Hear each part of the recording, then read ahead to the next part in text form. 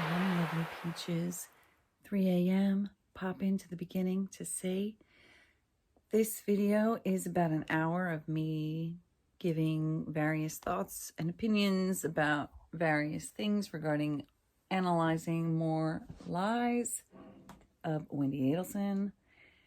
And then there's about a little more than an hour of various screen recordings of things which I talk about. So enjoy.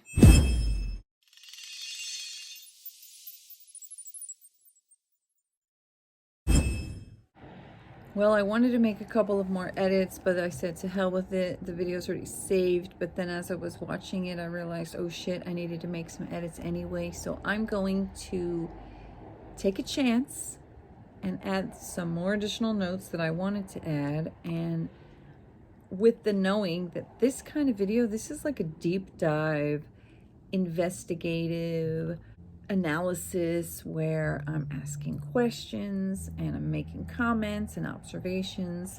So I did start a list of questions that I feel questions like, were these questions asked? Have they investigated these things? Maybe these were asked and answered and I just don't know about it, but I'm curious about it. Maybe these are questions or paths of investigation that the people who are investigating it have gone down or could go down or are going to go down or might need to go down. Some of these questions are not necessarily evidence of murder, but it might be evidence of somebody's character or lack of character, or it might just be one thread in a big tapestry of the story of what really happened. So this video is already over 2.5 hours long. I don't know how much more I'm going to speak. I have a few more notes that I wanted to get to, and then I want to read the questions that I compiled. Again, these comments and questions and thoughts are kind of like stream of consciousness coming out as they're coming out. And at the end of the video is all the clips that I was able to screen record that I feel is relevant to the stuff that I'm talking about in the first half of the video. So I am saying a bunch of comments about a bunch of things that are kind of like all over the place. And unless you have already prior knowledge of this case, or you are also interested in deep diving into the minutia of the details and the questions, you know, that's what this video is for. If you're interested in that, then that is who this video is for, because I'm making it for myself, just as I just like to do internet sleuthing and amateur private investigation and research and asking questions and finding answers, which can lead to more questions and so on. So that's what this is for. So what can actually be proven? I don't know, especially some of these things. If they hadn't investigated it in 2013, the chances of them finding the answers to these questions now are slim to none. Maybe they got this stuff back then, I don't know. Also, somebody commented that she may have paid Sigfredo $5,000. Wendy did or something. I'm curious about that. Then people wondering, what is the evidence that Wendy knew about this beforehand, other than her driving by the scene of the crime, maybe paying for it?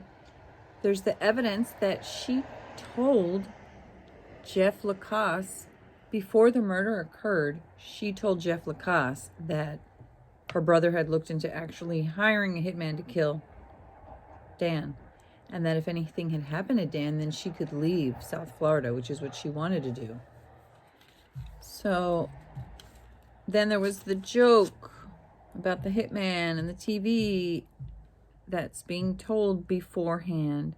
So I don't see how anybody could bend their mind around the idea that Wendy couldn't have known. Like, how could she not have known? She absolutely had.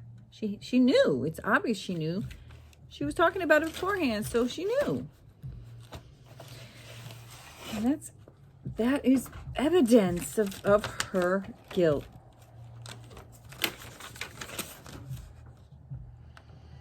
Then Chris DeCoste is questioning her, and he's laying it on thick about all her accolades, all her schooling, all her jobs, all this and that and the other thing.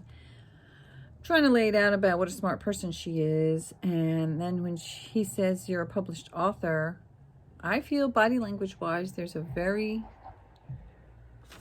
subtle but visible discomfort on her part. And then she says she's embarrassed. Now you're just embarrassing me. And Chris DeCoste, very astutely in my opinion, says, why? Why are you embarrassed about being a published author? And she says, oh, I just don't like talking about myself. And he says, is it because the book discredits Tallahassee? The book is not about Tallahassee. Is it because the book is such a obvious mirror of her own life and her own misery about her life and her own hatred for where she lived and her husband, etc., etc.? Is she embarrassed about it because of that? Because it's embarrassing. Also, I heard somebody comment that Luis Rivera had said, they called her that lady. But I remember him saying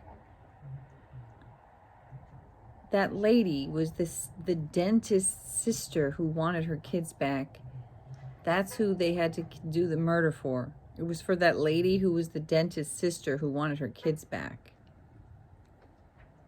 That's way more telling than just that lady. So I'm not sure what that was about. Here's a list of unanswered questions, or just questions I don't know the answer to. Maybe they've been answered and I don't know that. Did Wendy ever go to any other liquor store near her new home or the area where she was going to lunch that Friday, as well as the area where she had a weekly standing Friday lunch date? Did anybody question the people who were supposedly throwing the party, the Stock the Bar party? Did they ask whether or not Wendy had asked them to tell her to buy the bullet bourbon, or if they had asked her to buy it on their own? Did she ask them to write her an email reminding her to buy bullet bourbon? Did she make the party up, or was it a real party? Did they actually ever speak to the so-called people? Did she make a fake email and send herself a message asking herself to bring bullet bourbon? Maybe it was a real party, but a fake email, or maybe it was all fake, or maybe the party was real, but she was the one who told her friends which bourbon she was going to bring, or what alcohol she was going to bring, and maybe she asked them to send it because she thought that that would be funny. I would just want to dive as deep into that as possible. Then was the ABC liquor store clerk questioned where other people questioned?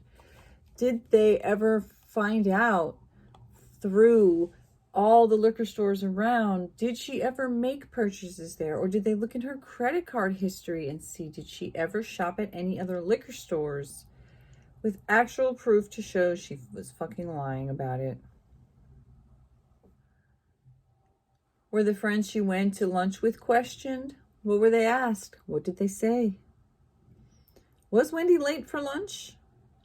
How did she not have the time to take a shower before a lunch date with friends, but yet she did have time to drive 45 minutes out of the way to a liquor store and also to go by the scene of the crime, aka by her ex-husband's house, which was 1.5 miles on a windy, hilly, curvy, foresty, long road with speed bumps and limited visibility, yet she chose to go this extra long way right past the scene of the crime an hour after, just so she could buy some bullet bourbon. And she also lied about not going down Trescott, but then she was caught out that she did go down Trescott.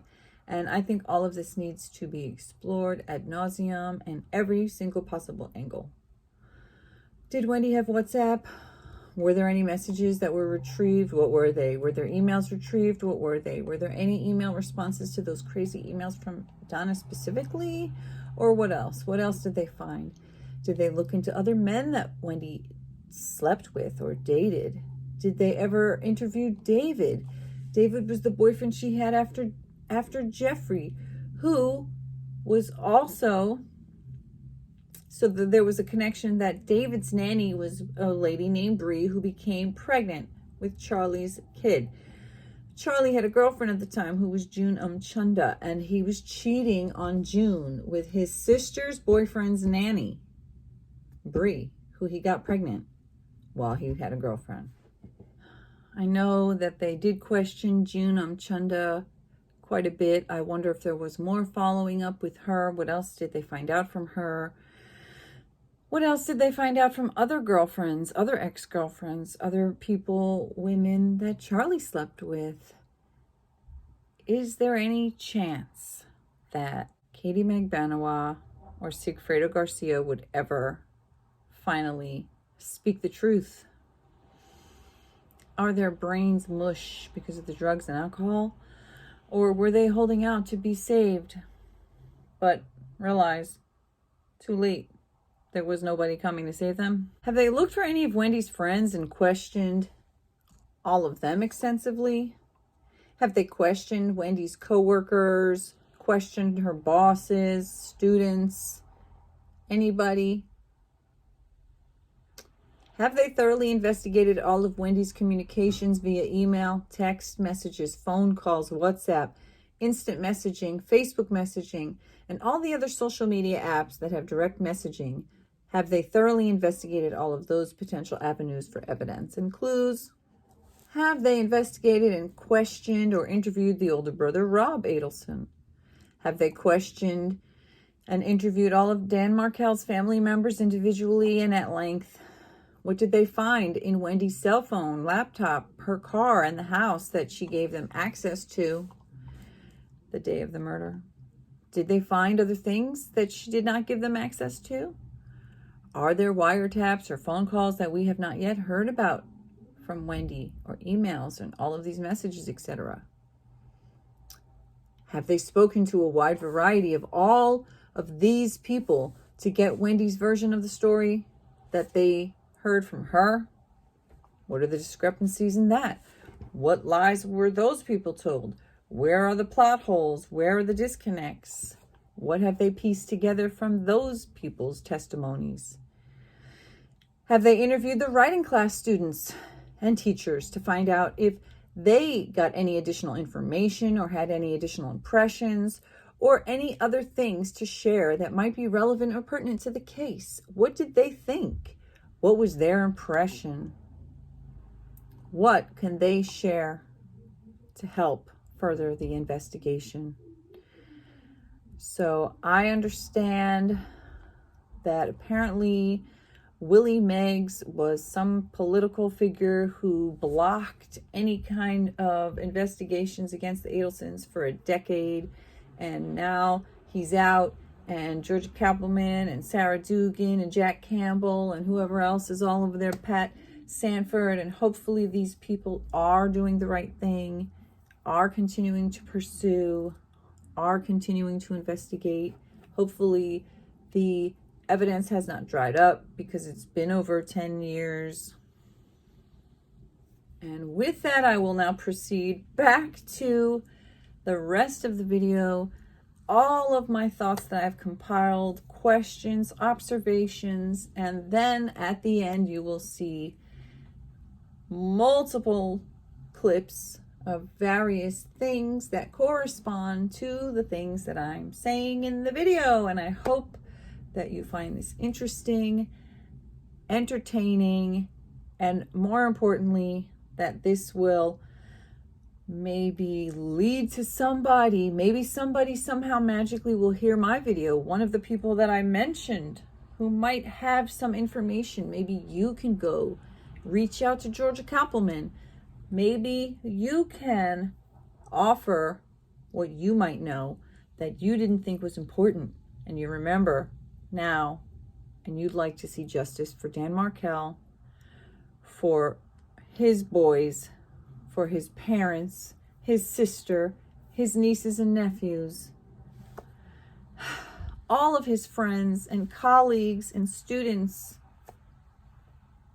and then the rest of us, strangers out in the world who actually care about justice. And there might be a time, there might be a case, there might be a situation where someone should get off with murder. Like, let's say the Menendez brothers. I feel like, well, there's no chance of them getting off. It's 35 years later, or 30 years later. But it's time for them to get their parole, in my opinion. There's times when people are innocent even though they did the thing. But girlfriend is not my friend, and she is guilty AF as all get out, and a bag of chips, in my opinion. So enjoy the rest of the video. Hello, my lovely peaches. How are you? So last night I posted a new video called, quote, "What might be different ways to tell the same story? Dissecting Wendi Adelson's lies." Dan Markels. She's a murderer, perjurer. She's a perjurer, murderer, perjurer. Okay, and it was over. It's 2.5 hours long.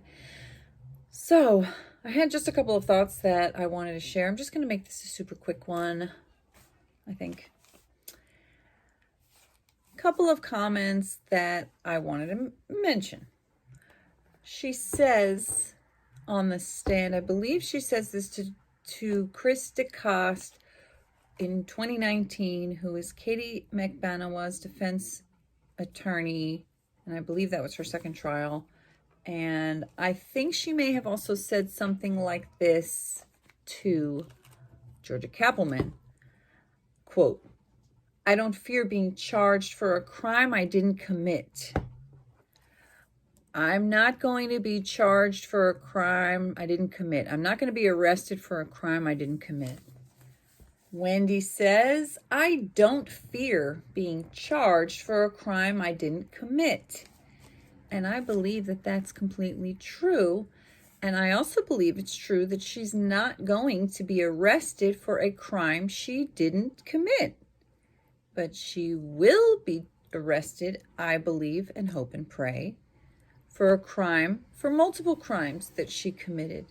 And I believe that she is afraid of being charged for the crimes that she did commit, which are, in my opinion, speculation, conspiracy to commit a murder, conspiracy to solicit someone to commit a murder, paying that someone to commit the murder, and covering up that murder, and trying to find alternate fall guy for that murder, and being the ultimate beneficiary of that murder, giving the hitmen the specific details of when to kill him, why to kill him, where to kill him, how to kill him, who to kill.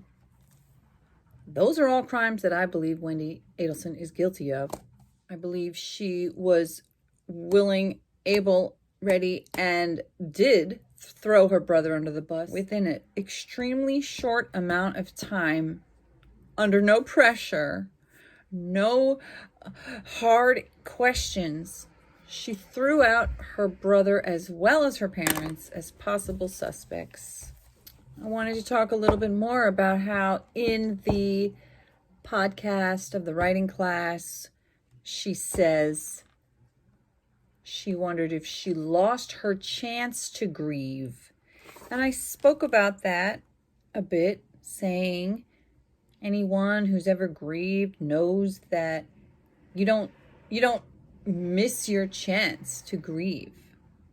Grieving is not a bus that comes and then you missed it and you forgot, you didn't get on that bus. You missed that bus and now that's it. That was your only chance to grieve. just want to reemphasize how off-putting, out of touch, disconnected, cold-hearted, lack of remorse, lack of empathy, lack of sympathy, lack of understanding of like grief and mourning and what it feels like to actually be sad about losing someone.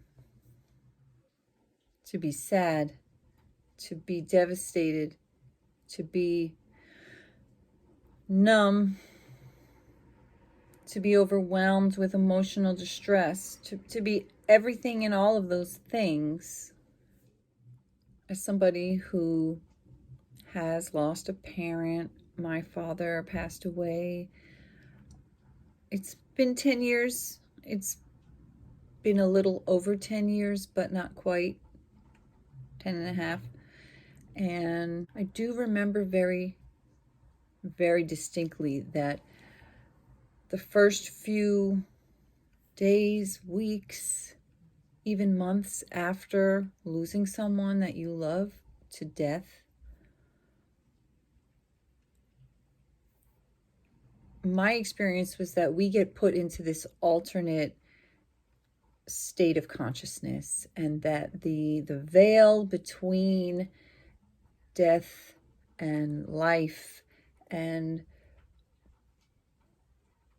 the vibrational being and the physical being, a lot of these things do become, like I said, a veil is lifted, and my experience is that we are able to feel things, to experience things in a very different way than normal day-to-day life. But once that time passes, the grieving process is lifelong. Like I said, my dad has been over a decade in his non-physical self, and I do sometimes feel that he's communicating with me in special ways, not like a ghost, not like audio hallucinations. I have things that I've established over these years that, little signals that I feel like that's him. When I see that, I think that's him.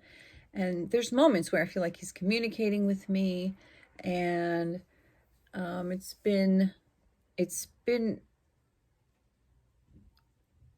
interesting and somewhat beautiful, somewhat painful,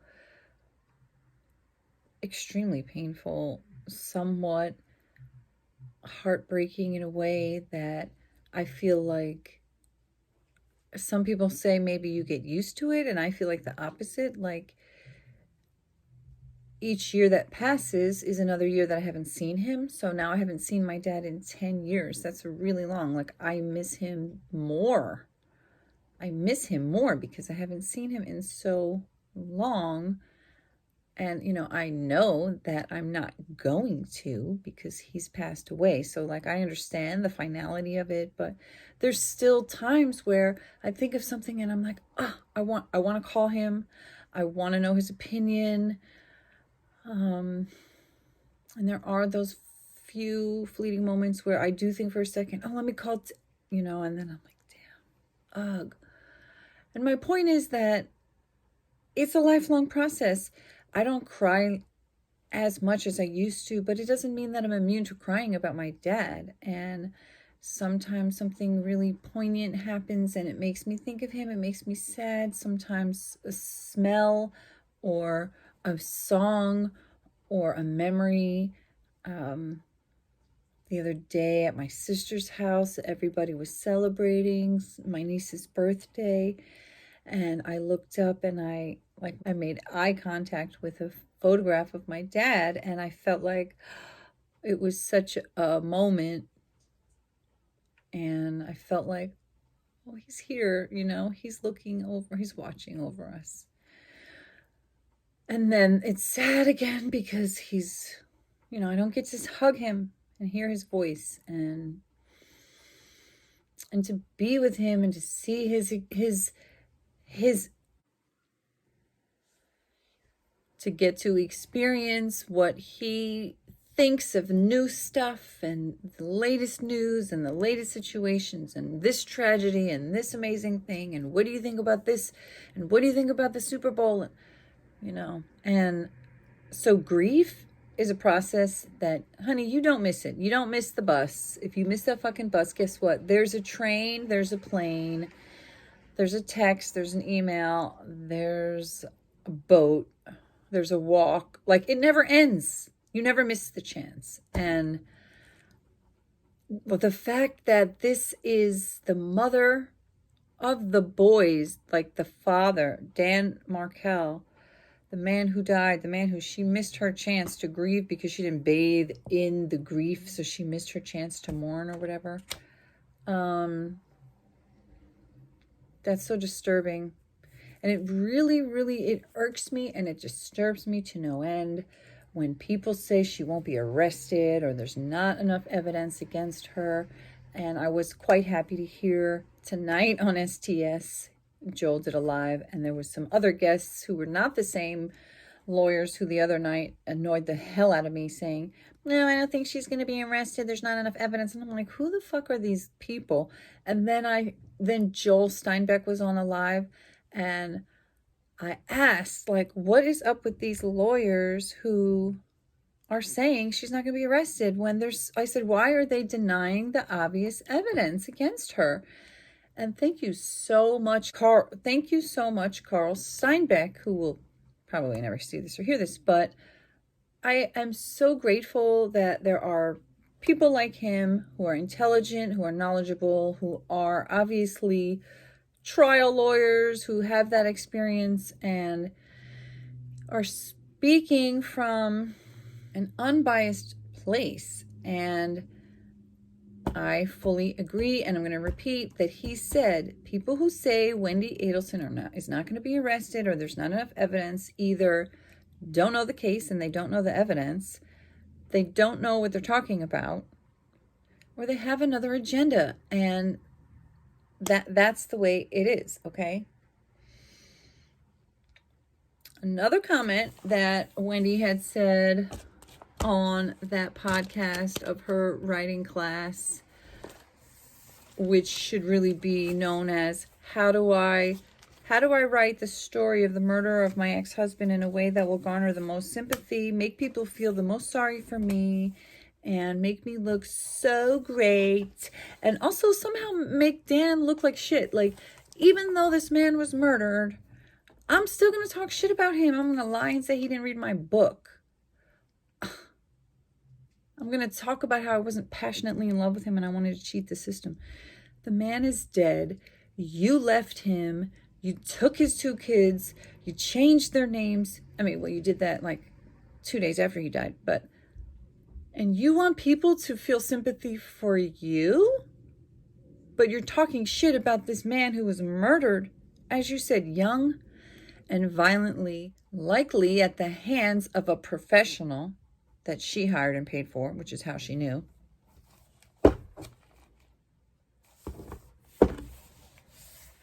And she has the nerve to tell a story about the murder, but yet still talk shit about him. And you don't realize what a cunt that makes you. Okay.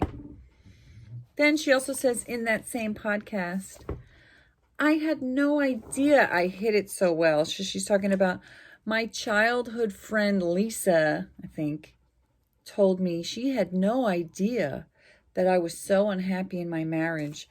I had no idea I hit it so well. Really? Did you really have no idea that you were so fucking fake and phony?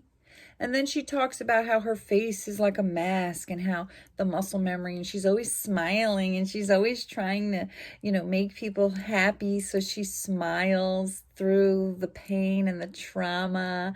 And, why does she smile in the face of trauma? Is it inauthentic or authentic? And if she's trying to bring levity and make people smile, is it inauthentic when she smiles and laughs in the face of trauma?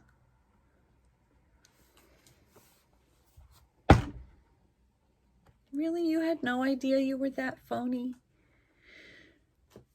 You you marry a man you don't really love, so obviously you're being phony. There was problems with the kosher style food at the wedding. That means it wasn't kosher. And DeCoste was asking her, weren't there people who were upset that there was non-kosher food that they were eating and they were kosher? And she said, that's not what happened. What happened is Danny was disappointed. Okay. So she had no idea she was a phony fake ass bitch, and that she smiles when she's not happy, and she smiles at things that are not funny, but she doesn't realize that that's fake. And look at the inside of my notebook as well, on the outside. Okay, because I'm interrupting myself. I'm interrupting this program to tell you how cute my notebook is. And this one as well. However, I won't be ordering them again because they do not have the little date and weather icons up here that I like. Okay. Then the creepy ass statement where she's telling the story of her last intimate moment. Again, I did talk about this part, her last intimate moment, in the last video, which was what might be different ways to tell the same story, which was a quote that Wendy said. And another thing, okay, so she had said, she wondered, so the scene is her last intimate moment. So she tells the scene that she's with this beautiful man, and they're embracing, and he's crying, but she's not crying. And he's crying because he read something that she wrote about herself feeling sad, which provoked him to be so sad that he was embracing her and crying, and she was not crying. And she also said at first he was so impressed with all she had accomplished, but now, I guess while he's embracing her crying at what she wrote about how sad she felt about something that was unnamed, he was not only impressed with all she had accomplished, but all that she had endured. And while he's embracing her and crying, and she's not crying, and she's not upset, she's wondering, could I ever cry at something beautiful again? So what's the something beautiful? What you wrote? Like, the more you dissect what she says, there's like levels of narcissistic, insidious, like selfishness, like when she said to Detective Isom, oh, don't freak the kids out. They have so much they're going through. They're going to be wondering where I am. The day that her husband was shot to death, that's top on the list of what her kids have to endure, wondering where she is. Okay. When they're 3 and 4 years old, and friends that they know, who they've hung out and played with their friends, pick them up after school, and they're clueless, so they have no reason to be freaked. Don't freak them out. Well, like, what? And he's like, no, we're not going to freak them out. I'm like, what are you? You're the one who probably freaked them out. You probably said to them what you said to them. Your father's dead and he's never coming back. And we changed her name. Oh, Judy, AA Legal Focus. I did see a comment that she made tonight on STS Live's video. Tonight is Tuesday, February 13th, 2023. Today was supposed to be, today was Donald Adelson's court. Wait, was it today or was it yesterday? I think Donna's next, I think there's something in June, some kind of like case update, and then the trial. I think the trial date is set for September 24th of 2024, I think, for Donald Adelson. So anyway, they were having a live, and in that live, I saw Judy, AA Legal Focus, comment to somebody else, whose name is the same as mine, by the way, that apparently the older son, who had just turned 5, 3 weeks after Dan was murdered, according to Wendy, so what the comment said by Judy in today's live stream was, Judy heard that somebody said that the older son actually was aware, like, what his name was and that it was being changed. And he was actually really upset at the time to have his name changed to Adelson from Markel. But it was just a comment. And then I said, oh my God, can you please say, like, I would love to know more about this. So I'm going to go look at her page and see if she's going to talk about it. And maybe I'll make a comment on a video of hers that maybe she'll see better than in, a video I commented on a live stream. And because I would love to know more about that. Like, and then there was somebody who was saying, oh, leave the kids out of this. Like, what the fuck? How can you say leave the kids out of this? Their father is the person who was murdered. There's no leaving them. They will never be left out of this. From the moment they were born, they were a part of this. Like, this is their story of origin. This is their dad. This is their right. This is their justice. This is their ownership. This is their story. Like, I talk about Wendy and I talk about what happened and I talk about all the things that I find on the internet that I think are interesting, but I'm a complete stranger. This is those children's legacy. It's their story. This is their heritage. This is like their DNA. To say leave them out of this is like, whew, who the fuck are you to tell? Like, what? And I understand you might say, no. I mean, leave them out of the court. Why leave them out of the court? I was going to court when I was 5 years old. When I was literally, like, oh wow, that's kind of spooky. I was 3 weeks away from my 5th birthday when my parents, who I ended up living with the rest of my life, got custody. And I was involved in court. And I had to go back to court multiple times throughout my childhood. I had to testify what I wanted when I was 12 years old. Okay? I had to say what I thought and felt in front of my own biological monster. Okay? And that empowered me. Yeah, it was scary. Yes, it was emotional. But guess what? You can't take the emotion of the emotion out of the emotion just because somebody's a child. I find that so highly offensive.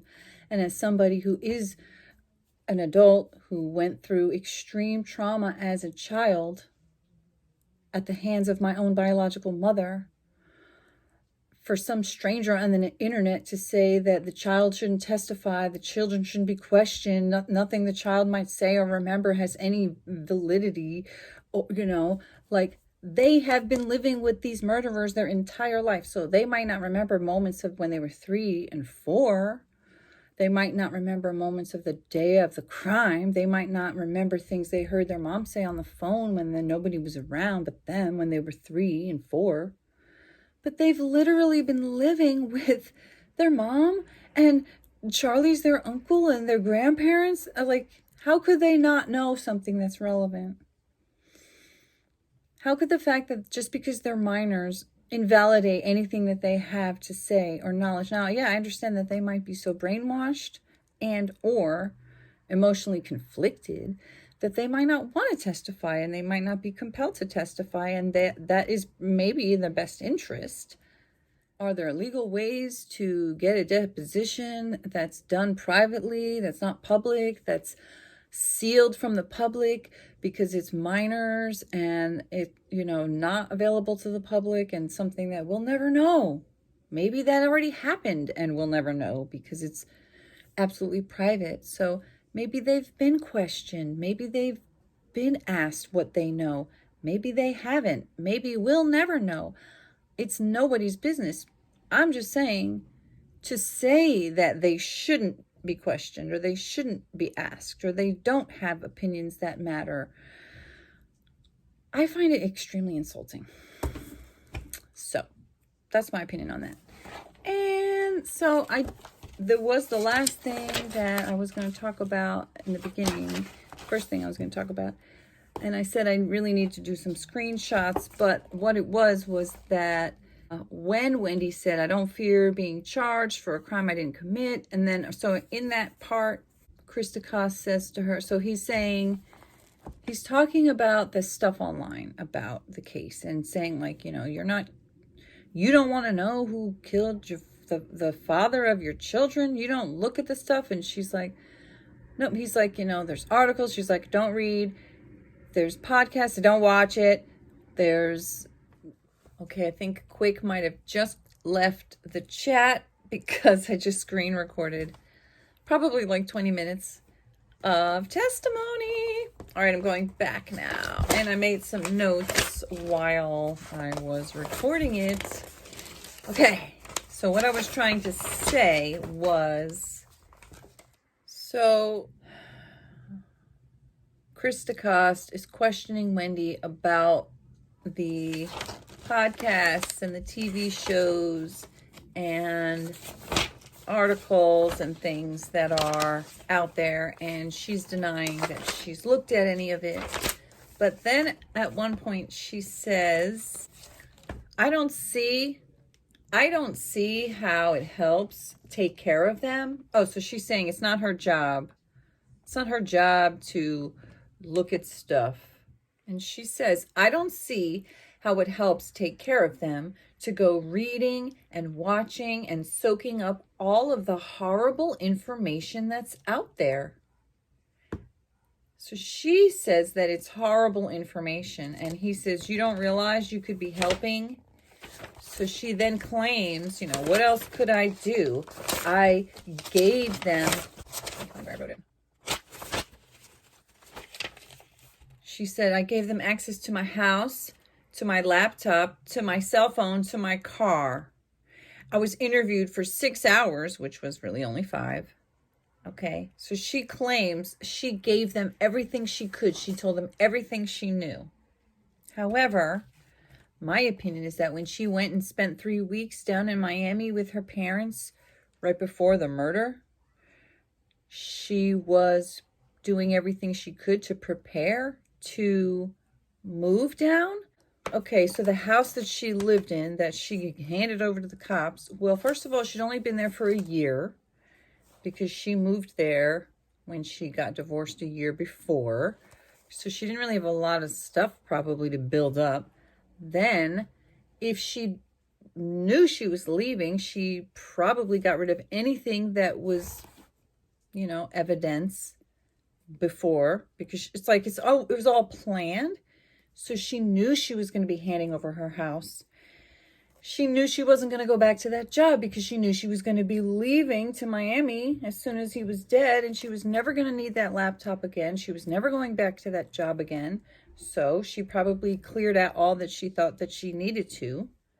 And then maybe there was nothing in her car really to hide, except for, well, there was the bullet bourbon they found, of course, and the fact that she drove by the crime scene and then lied about not driving by it, and then was caught in the, yes, she did drive by it, and then the cop testified that he saw her right there at the crime scene tape. So, I mean, that's evidence because it was her car. Her car was driving by the car. I mean, she was driving her car by the crime scene.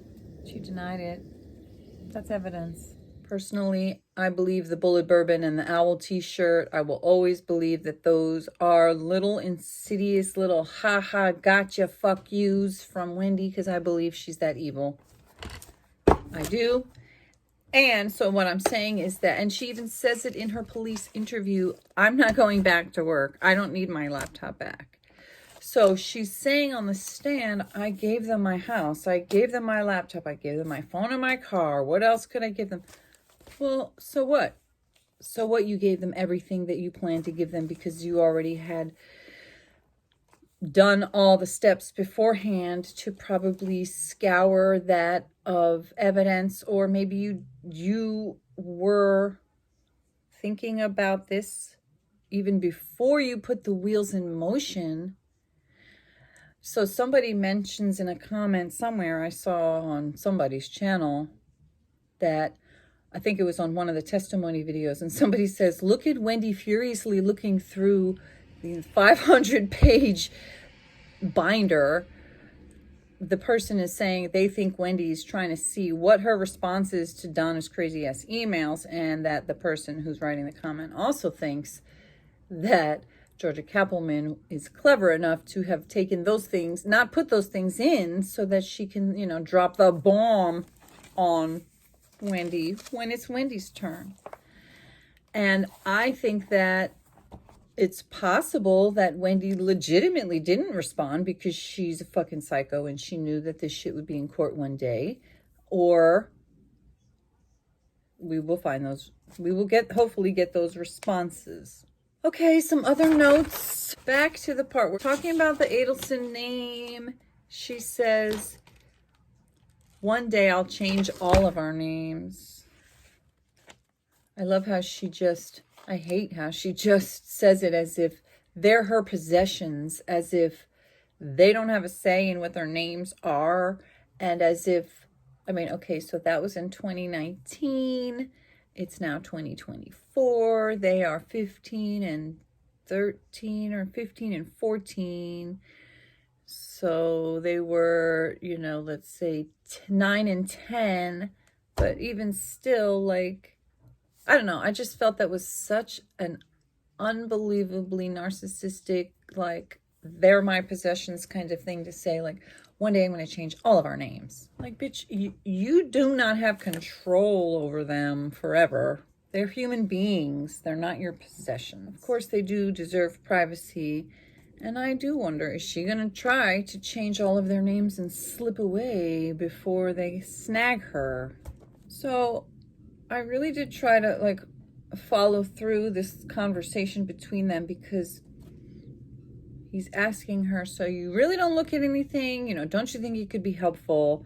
And she says, I don't see how it's helpful to go reading and watching and soaking up all of the horrible information that's out there. Oh, well, why is it all horrible information? Like, if you're innocent, wouldn't you care about who murdered the father of your children? So some of it's horrible, but that's extremely suspect to me. But then, so the thing is, she said it, she called it horrible information. And then he asks her about changing their names. Why do you, you know, why did you change their names? And then she says, because she was afraid because of the name Markel. She's afraid they're going to come after her. I wonder, did she ever change her name? Does anybody know? Did she ever become Wendy Markel? Did she change her name after the wedding, or did she keep her name? I don't know. I personally would keep my name if I got married. I'm just curious if she ever did or not. Did she change it back and then change it back? Then, of course, there's the part where I absolutely disagree with, where Christica says, you know, didn't Charlie go behind your back? And she says, no, that didn't happen. Well, that part was true. No, that didn't happen because she knew. Of course, he didn't go behind her back. She was in on it. But then he did say, well, don't you know everybody's going to think that you're guilty until you confront him? And then he says, well, maybe you don't need to confront him because you are in on this. And, you know, and she's like, excuse me? Excuse me? She's like this evil squint. Excuse me?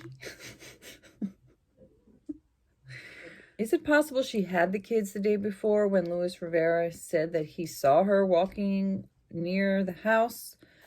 Was Luis wrong about the day? It happened a different day? Or was it actually not the day before, but was it like the first time that they were going to do the hit, which was in June, like June 4th or June 6th or something like that? Was it that day?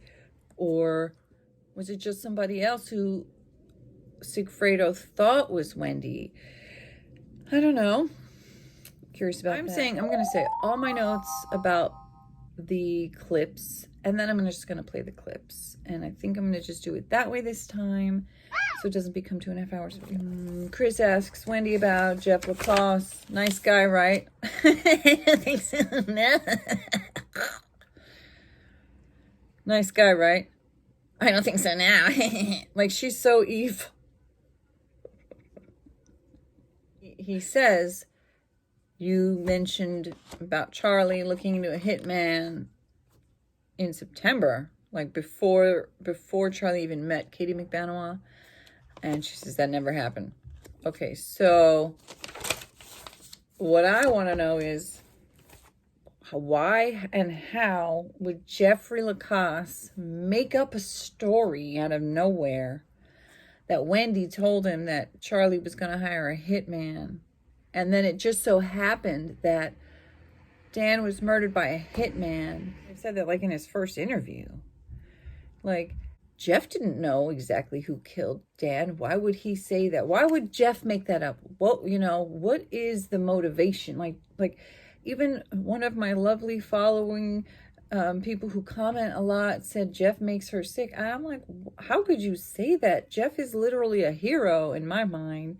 He's the most honest, forthright, thoughtful.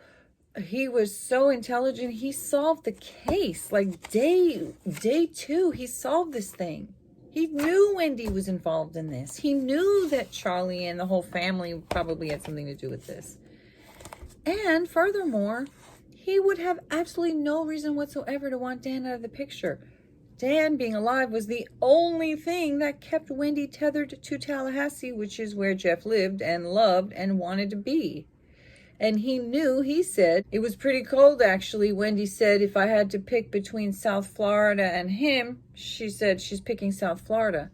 So he knew Wendy was basically with him because it was convenient. Because, hey, I like you because I'm here and you're here. But if I'm leaving, if I had an opportunity, if something happens to Dan, that's also what she said to him. If something were to happen to Dan, then I could go back to South Florida. But Jeff had every reason to want Wendy to stay in Tallahassee because he wanted to be with her.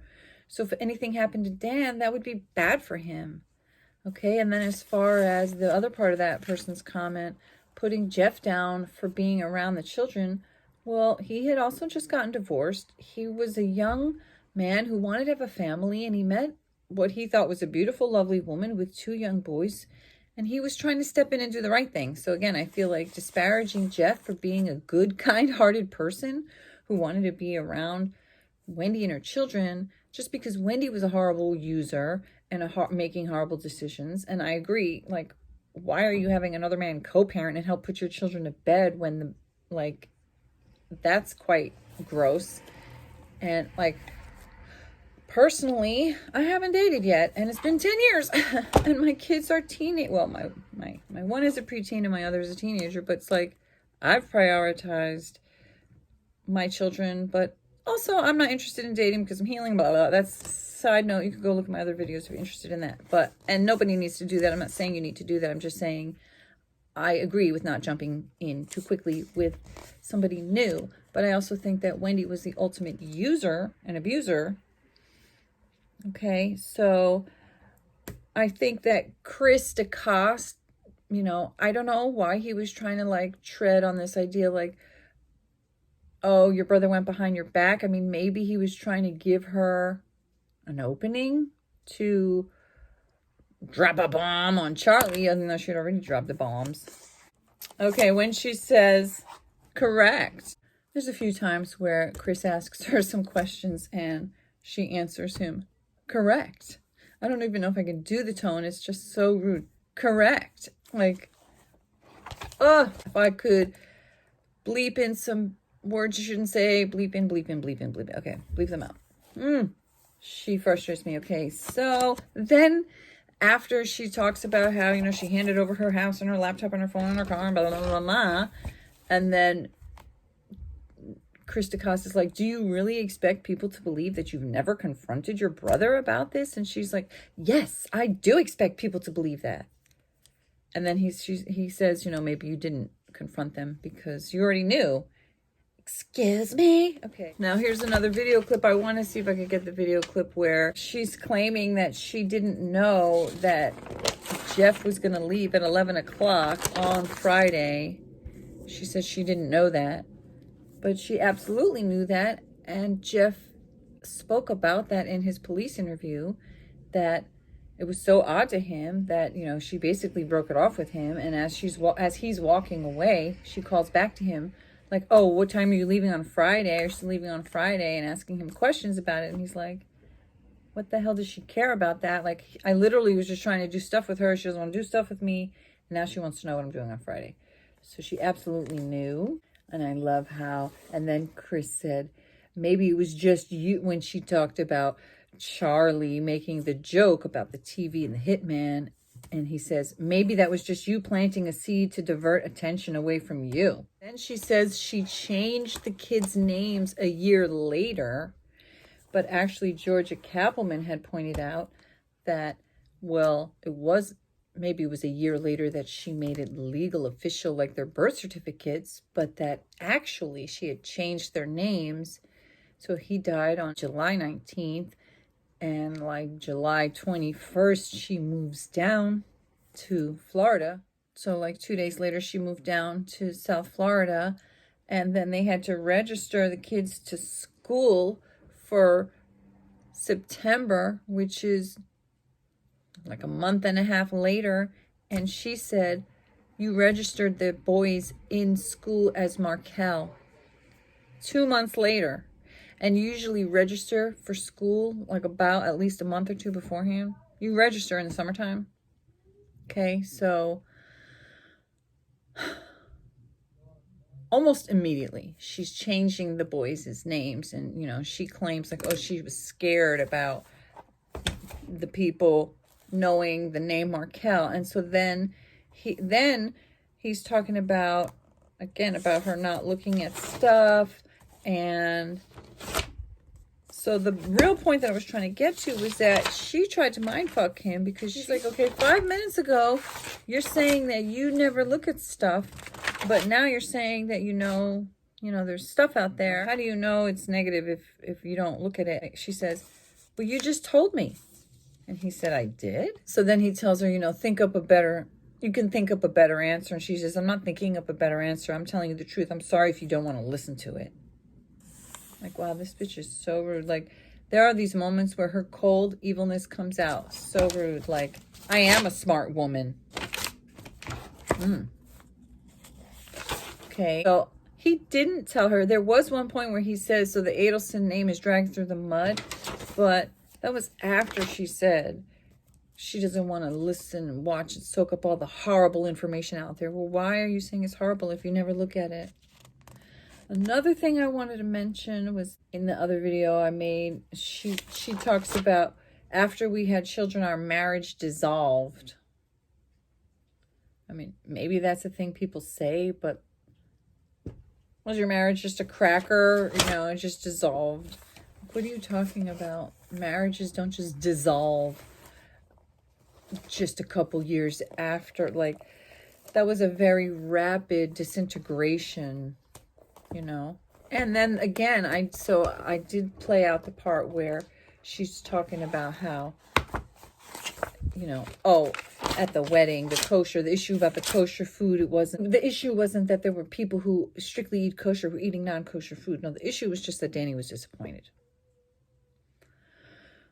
Here's something that's not like proof that she's a murderer, but when Chris DeCoste says to her, okay, let's talk about kosher at law. And she says, about what? And he says, about eating kosher. Oh. And I mean, maybe she legitimately didn't hear him, but I think kosher at law, and you've been married to the guy for 7 years, and you argued about eating kosher like since day one, and now you don't know what it means. That's pretty funny.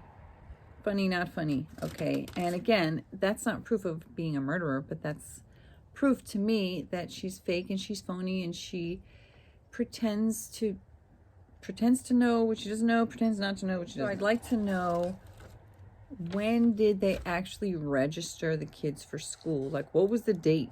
Did they ever actually find out? What was the actual date that Wendy registered the children for school back in July of 2013? When she effectively made them into Adelsons from Markel. Does the school have any email records of Wendy or Donna emailing them to find out about registering the children for enrollment? And if so, what dates were those emails or phone calls? When did they call? Interestingly enough, I looked for a service for a client of mine a week ago and stumbled upon a service. And when I gave them the name of my client, he said, "Oh, we had her as a client back in 2012. I said, "You still have that record?" He said, "Yep." So it's not impossible. I have emails that go back until 2006 in my email. So it's not impossible that they reached out to find out before July. Maybe they were reaching out in June. That is something I'd love to know. And those could be more evidence of prior knowledge, conspiracy, and premeditation. So, again, just some more thoughts and hope that Georgia Kappelman and Sarah, Assistant State Attorney Sarah Dugan, yes, their state attorney, assistant state attorney, and it was Jack Campbell. So hopefully they are even way more obsessed than I am with this. I mean, I know they have other cases and stuff, but you know, the level of offense, the food. I get offended hearing people on the internet saying, "Oh, they're not going to arrest Wendy," or like this one person's like, "I think Wendy suffered enough. Her brother's in jail and her mother got arrested. I think she suffered enough." What kind of, how gullible, like, who thinks someone can get away with murder? That is so bizarre to me. I cannot understand why anybody would think somebody should get away with murder. Being a mother of young children is the opposite of a pass to get away with murder. In fact, being a mother of young children and then committing a murder, whether you paid to do it, which I believe is, you might as well have pulled the gun yourself. So that disqualifies you from being a mother. That makes you an unfit mother. That makes you a criminal. That makes you somebody who should be in jail. That makes you dangerous to society. That makes you not a good role model. That makes you somebody who, in my opinion, lost the right to raise your children. That makes you somebody who should never get to see those kids again unless it's behind glass or something. So, no, being a mom does not forgive you of murder, in my opinion. And luckily, in the justice system's opinion, I mean, there are women who are straight up giving babies in prison.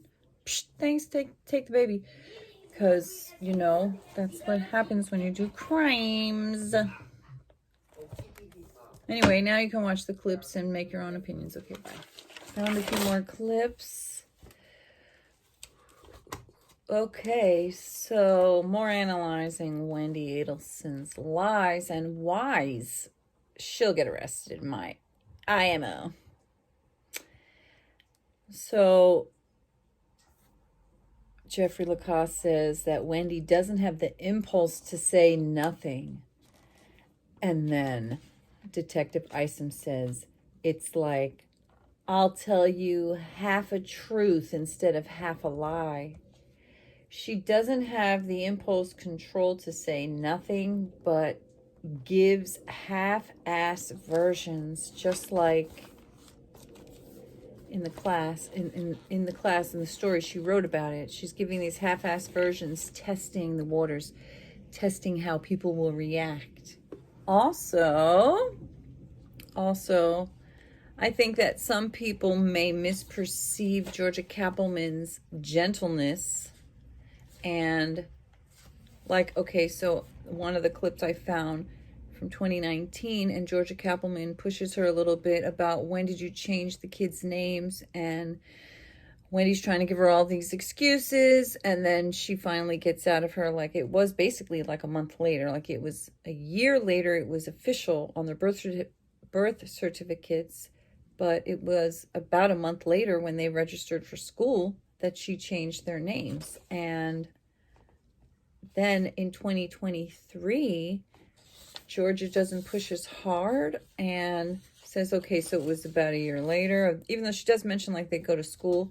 And then it just occurred to me just now, maybe she didn't push as hard because the less that she questions Wendy on the stand, now when she's got limited immunity, the more she can drop bombs on her later. In my opinion. All right, so what else? Oh my God. And then again, talking about the kids, and Georgia says that she also changed the middle name of one of the kids, which was an honor to the paternal side. And Wendy says it was also an honor to her side. And then she says, I lost an honor that day. I lost an honor to both families that day. And then Georgia let the crickets play. Another thing I wanted to say is that when Chris DeCoste asks her about, did she tell Jeffrey Lacoste about Charlie looking into a hitman, and she says no. And she like shakes her head for like a ridiculously long amount of time.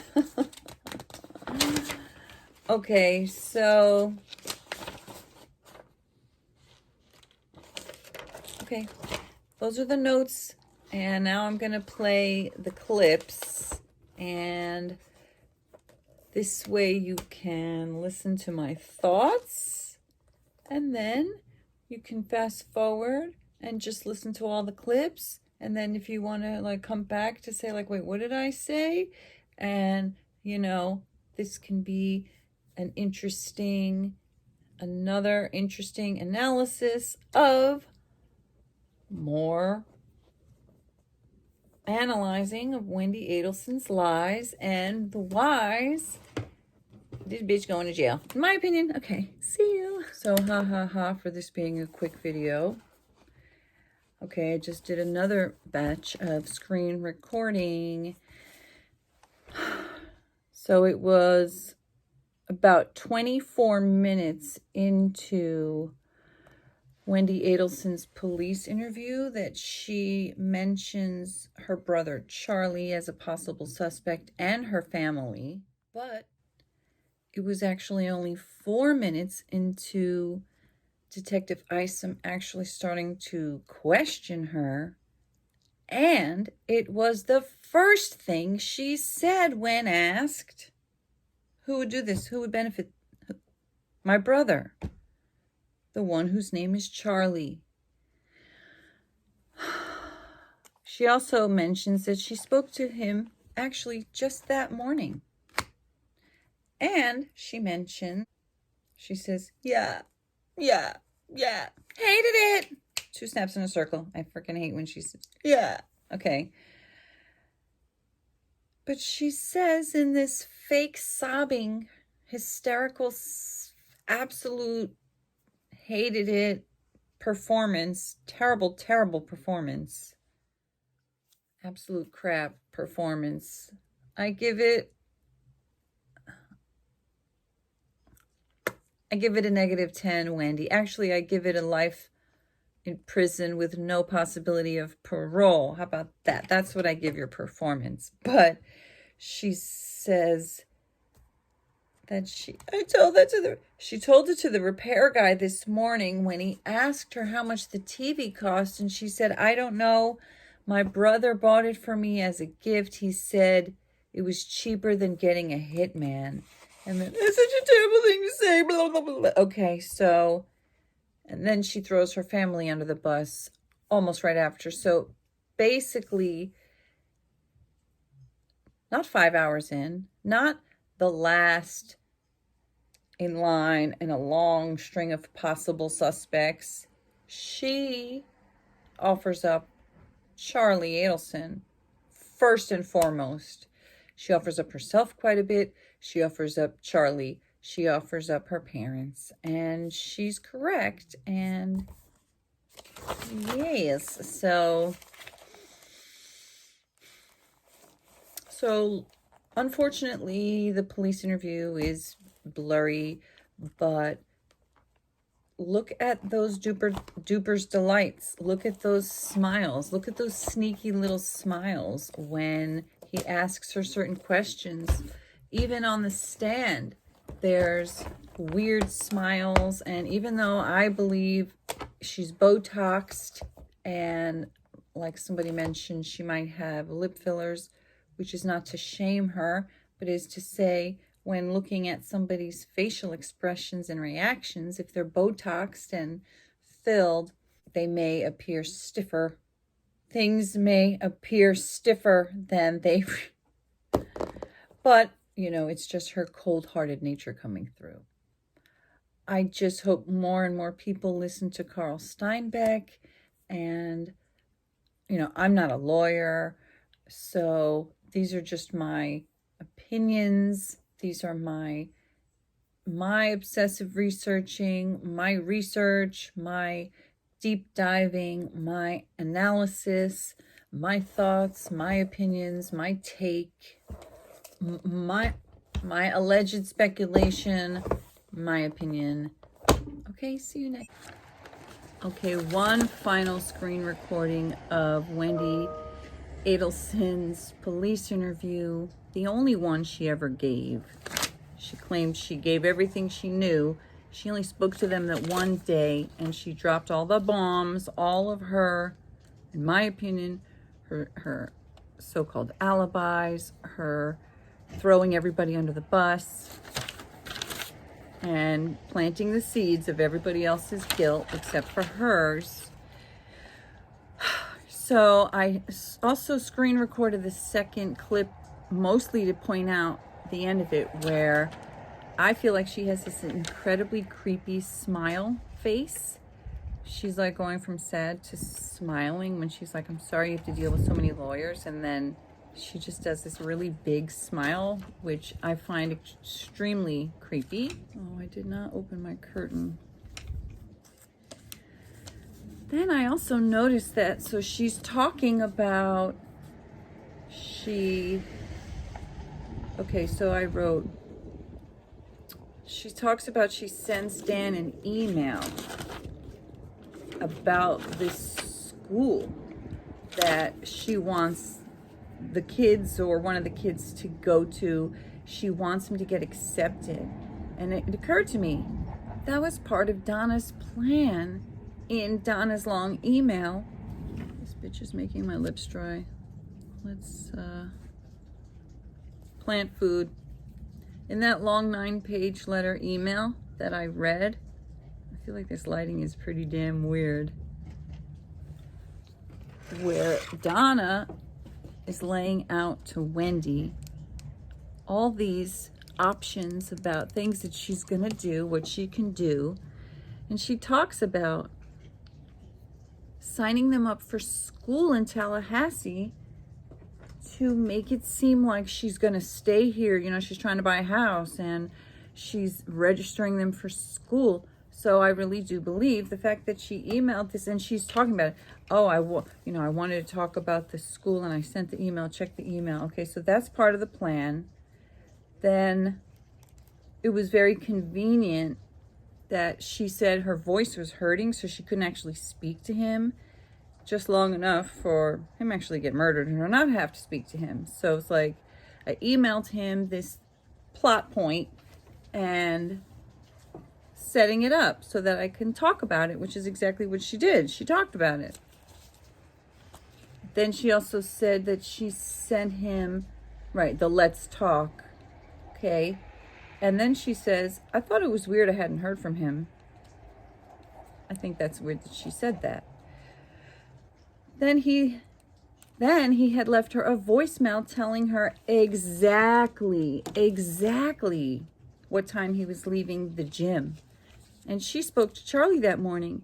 So she got a voicemail from Dan telling her exactly what time he was going to be at premiere, 10:15 to 10:35 or 10:45. And remember that Sigfredo and Luis pulled in right after him. They parked, they waited, they followed him out. Well, they probably knew those exact times because she had told Charlie, who had told Katie, who had told Sigfredo, okay, who had told the driver, Luis. And that's why I believe they knew that exactly. And then they followed him home and pulled up right behind him into the driveway. Sigfredo got out, shot him twice. He jumped back in the car and they pull off. So she knew exactly where he was, and she was in touch with the only person she needed to be in touch with. She didn't have to tell every single person on the train. She didn't need to WhatsApp Katie. Maybe she did, but it was so unnecessary because she had told Charlie, in my opinion. So the train would have been able to leave the station. She would have missed that train. Then when she's talking about Dan's girlfriend, Amy, and she says she doesn't look 50. She's very beautiful. Not that you can't be beautiful at 50, but and that just was so cringe to me, how she mentioned that Amy's 50, like she's 50. And then it seemed like she loves talking about how her brother's famous and, you know, she lives a good life. So does that make you feel better about murdering her boyfriend?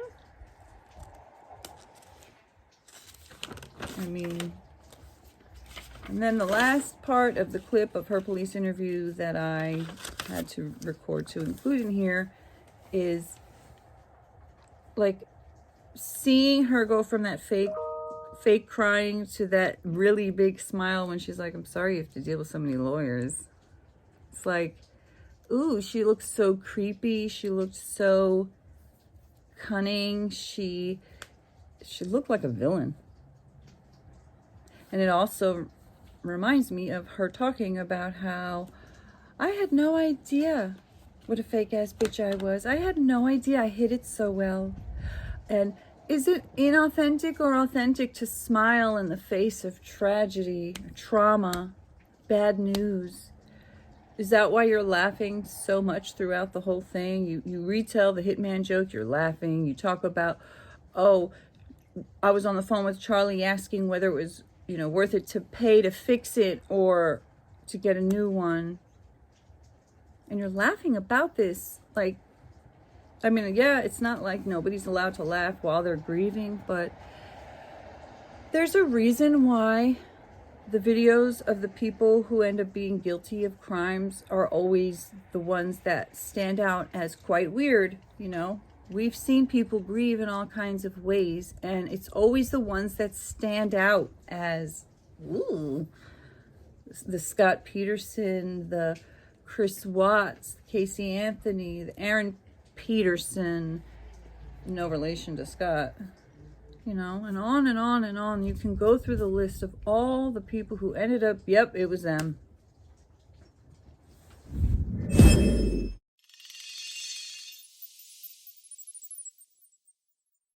I don't know if her practice is in town or in Cairo either. His wife is Maya. Okay, so now you can see that this police interview the day of the murder started at 2:45. She's in the room for a few minutes by herself. Then she's listening to the voicemail from the realtor who heard there was something happening or a shooting.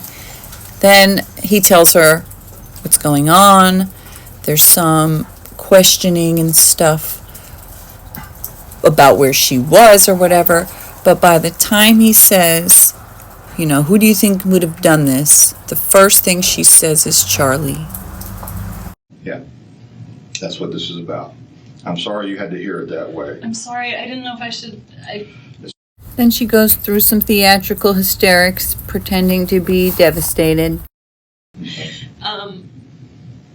Oh my god, I'm completely blanking on their last names right now. That's okay. Matt Price, that was his best man at our wedding. and Josh Berman, who Matt is in DC and Josh is in New York. Actually, he has a friend. I don't know if they're so close, but he and the boys sleep over at their house a lot. They're in Cairo, Georgia. Okay. That's probably his closest friend here. Do you know his name? His name's Alex Greenberg. He's a veterinarian in town, and they've got kids around the same age as our kids. He's a vet here in town? Mm-hmm. He's a vet here in town? Mm-hmm. Where's his office? Not in town. Where's his house? Not in town. Bitch. And I think Do you know they're where his close. office is? I don't. Maybe in Cairo. Oh, he doesn't have an office in Tallahassee. I don't think so. He's a vet in Cairo. Their house is in Cairo. His wife is a dentist. I don't know if her practice is in town or in Cairo either. His wife is Maya, M-Y-A. Okay. You're being very helpful. Okay, I know it's hard. I'm trying. You're doing fine. I think she's doing awful, and this is a horrible performance in my opinion. What's happening? You're doing fine. I know it's all of a shock. I know it's coming to you all at once. Okay. I don't know who would do this. Okay. Well, it appears from what we've seen so far that someone intentionally hurt Danny. Okay, intentionally. Okay, I don't You think. don't know who it is. No, and I don't What if think. they come after the boys? I don't think that's going to be. I have no indication at this time that that's a threat. Okay. I am just curious. Was she genuinely afraid that the hitmen were going to come back and kill them too? Or was she just BSing? But the boys are going to stay with you. You're not going back over to Trescott. Okay. No, I don't live there anymore. I know you don't. But the boys are going to stay with you. Okay. And they'll be fine. I don't know if I can take care of them like this. All right. Where's your closest family at? My family actually just talked to my brother this morning. My parents are in Coral Springs. Okay. And my brother, I have two brothers, but I'm very close to one of them who is in Fort Lauderdale. Okay. All right. So that's where you're from originally, I take it? Yeah. Okay. All right. His family's in Canada. Did they know? Did you tell them? No, they haven't been notified Oh my yet. God. His parents are going to be devastated.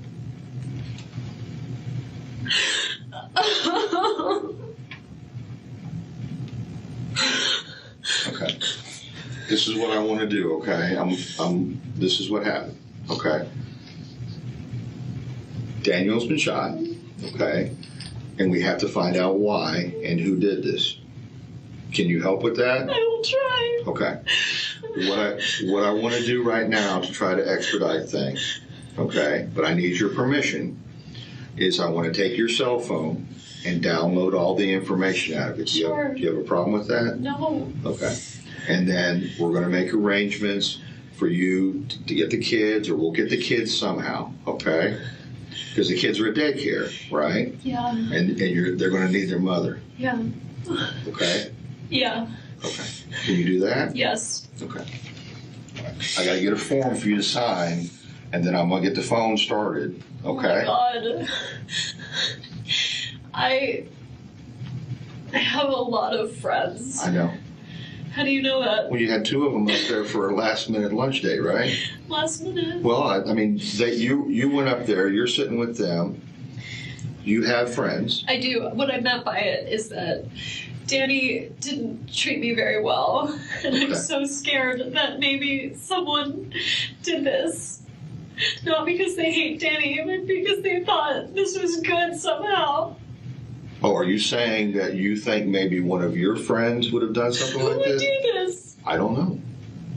That's why you're here, and that's why we're talking.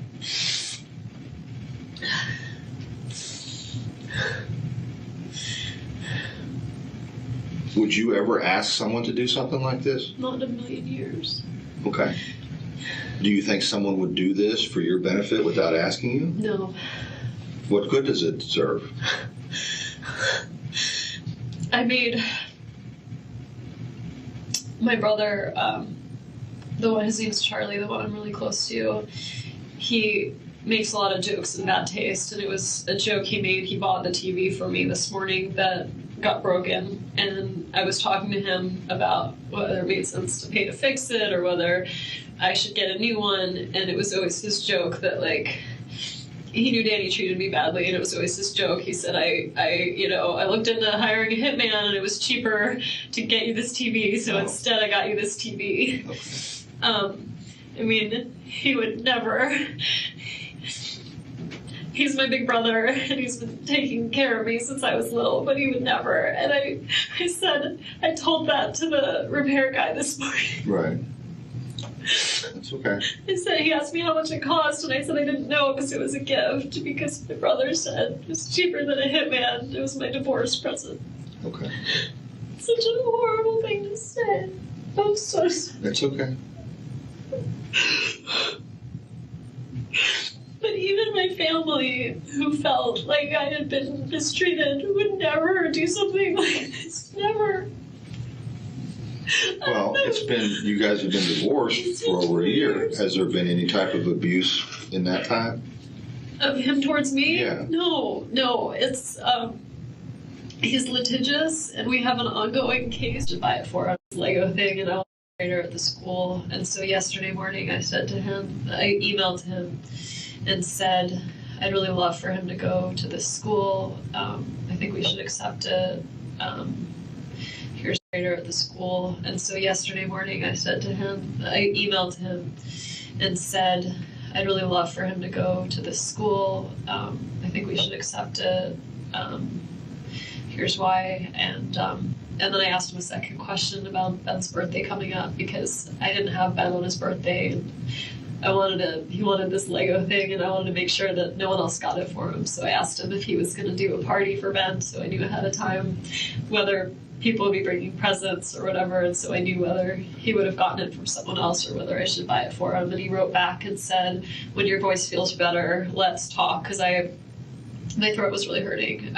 He said, let's talk, we need to work this out for Monday. And I sent him an email, you'll see it sometime this morning while I was home working on my paper, that said, okay, I'm ready to talk whenever you are. I don't know what time I sent it, but if I called him at 11:40, it was either before I called him, because I thought normally he would have called. Okay. Like when he said I'm done with the class at 10:30, and I had said, okay, let's talk, and then sent him a call or an email, like, I thought it was weird I hadn't heard from him, but I just thought, like, oh, maybe he's busy with something or showering. But he told you at some point that he was going to premiere this morning. Yeah, no, that phone message says, I'm going to premiere, I'll be out 10:15, 10:30, and so you can call me after that. When did you receive that phone message? Maybe after the repair guy left, so maybe at like, this morning, okay. Like at 11-ish or something. Okay. All right. So you're at your house with the repairman. He leaves. You go back to working on your papers. And then you leave your house around noon, drive down. Trescott's blocked. You turn around. You go back around on Benton. And then you go There's a tree. Right. Pardon? I thought it was like a tree that fell down or something. Right. So. I didn't even think, like, that's the house. I saw a few houses blocked off, and I'm sorry, I'm wasting your time. No, you're not wasting my time. I think I asked you before, you don't have a number for Amy. You do not have a contact number for her. But you know she's a professor at NYU. Yeah. You know that her and Danny have been seeing each other, and that she stayed here from the end of June to the 1st of July. Just at least 2 days, maybe. Yeah. And she met the children. Yeah, she met a few friends in town, too. And you don't know anything about her ex? No. I know she was married. Right. And she has children? She has a son. In New York? In New York. Okay. She's a son. I think he's 14. Okay. Do you know how old Amy is? She's 50. She's 50? Yeah. She doesn't look 50. She's very beautiful. She is, not that you can't be beautiful at 50, but she looks really young. She's very pretty and accomplished. And you know her date of birth? I only know that she is 50. I don't, because I was looking her up one time, feeling. Oh, okay. Okay, so she's 50. She goes by Amy Adler. Her middle initial is M. M. Okay. So that, like, if you looked her, oh my God, if you looked her up on the law school website, you'd find her that way. Okay. Her brother's famous. He's like a famous fashion designer. So I think they spend a lot of weekends like in the Hamptons, and she lives in the city and lives like, you know, good life. Okay. You gave me a name of Matt Price, who's in D.C. That's his best friend. Is that an attorney? He's an attorney, yeah. I'm sorry you have to deal with so many lawyers. That's okay. I'm used to it. I got to deal with state attorney's office, public defender's office, private attorneys. The only time I've ever been in this, I represent victims of crime. I represent immigrant victims of crime, so it's the only time I've ever been in this building. Oh, like okay. advocating for my clients. And the other friend? Doesn't look 50. She's very beautiful. She is, not that you can't be beautiful at 50, but she looks at least 28. 2 days maybe. Yeah. And she met the children. Yeah, she met a few friends in town too. And you don't know anything about her ex? No. I know she was married. Right. And she has children? She has a son. In New York? In New York. Okay. She's a son.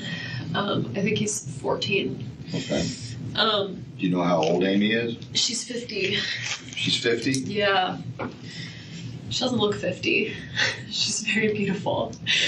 She is, not that you can't be beautiful at 50, but she looks really young. She's very pretty and accomplished. And You know her date of birth? I only know that she is 50. I don't, because I was looking her up one time, feeling. Oh, okay. Okay, so she's 50. She goes by Amy Adler. Her middle initial is M. M. Okay. So that, like, if you looked her, oh my God, if you looked her up on the law school website, you'd find her that way. Okay.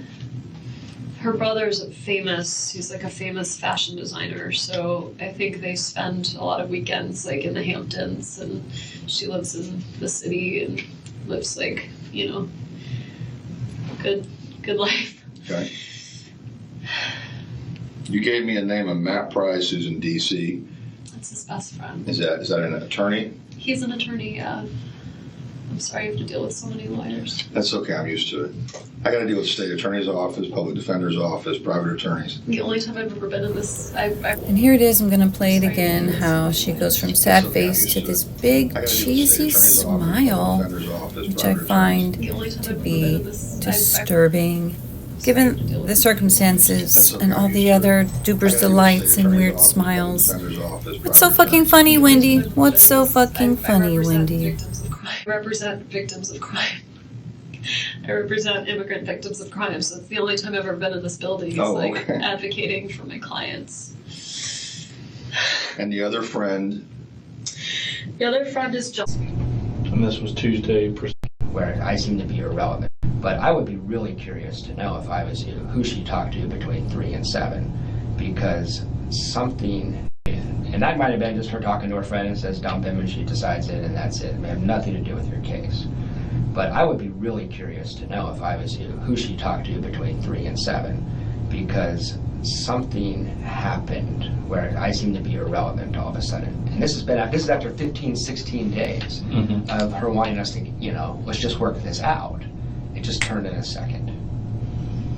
And then it gets a little stranger from there, actually. And this was Tuesday preceding the 18th. Exactly. So I'm At never. what point did she send you the email? That was that recite night. it That from was memory. that Tuesday night. That was Tuesday Okay. night, which I suspect was already in her head because. Well, that may have been, she immediately came to a finalization that she was going to do that. She may have. I mean, I don't want to make this all about me. There's bigger things here. But I did notice some things. I mean, so she's done with me, right? Okay. I'm looking at her. It's not right. Something's wrong here. I walk out to the car, and it's really awkward. Small talk, you know. I can tell she thinks she's done. But she asked me if I was going to be here this weekend. Now, she's done. Why does she give a shit if I'm here Friday? She asked me directly, are you going to be here Friday? And I said, maybe it's up in the air. And it wasn't up in the air, I just didn't want to seem desperate, and I was just going to stay here and not take my trip if Wendy was willing to see me, is what that was about.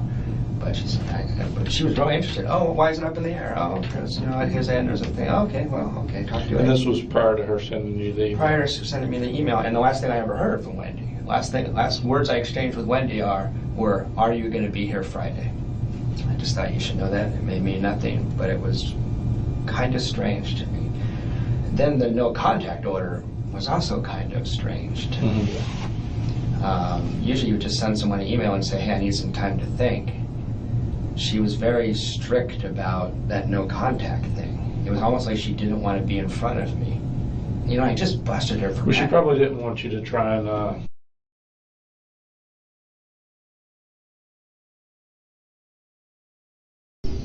I said, but we're coming back Thursday night. It's not winter. We're not going. Lantern in the winter, I'd understand.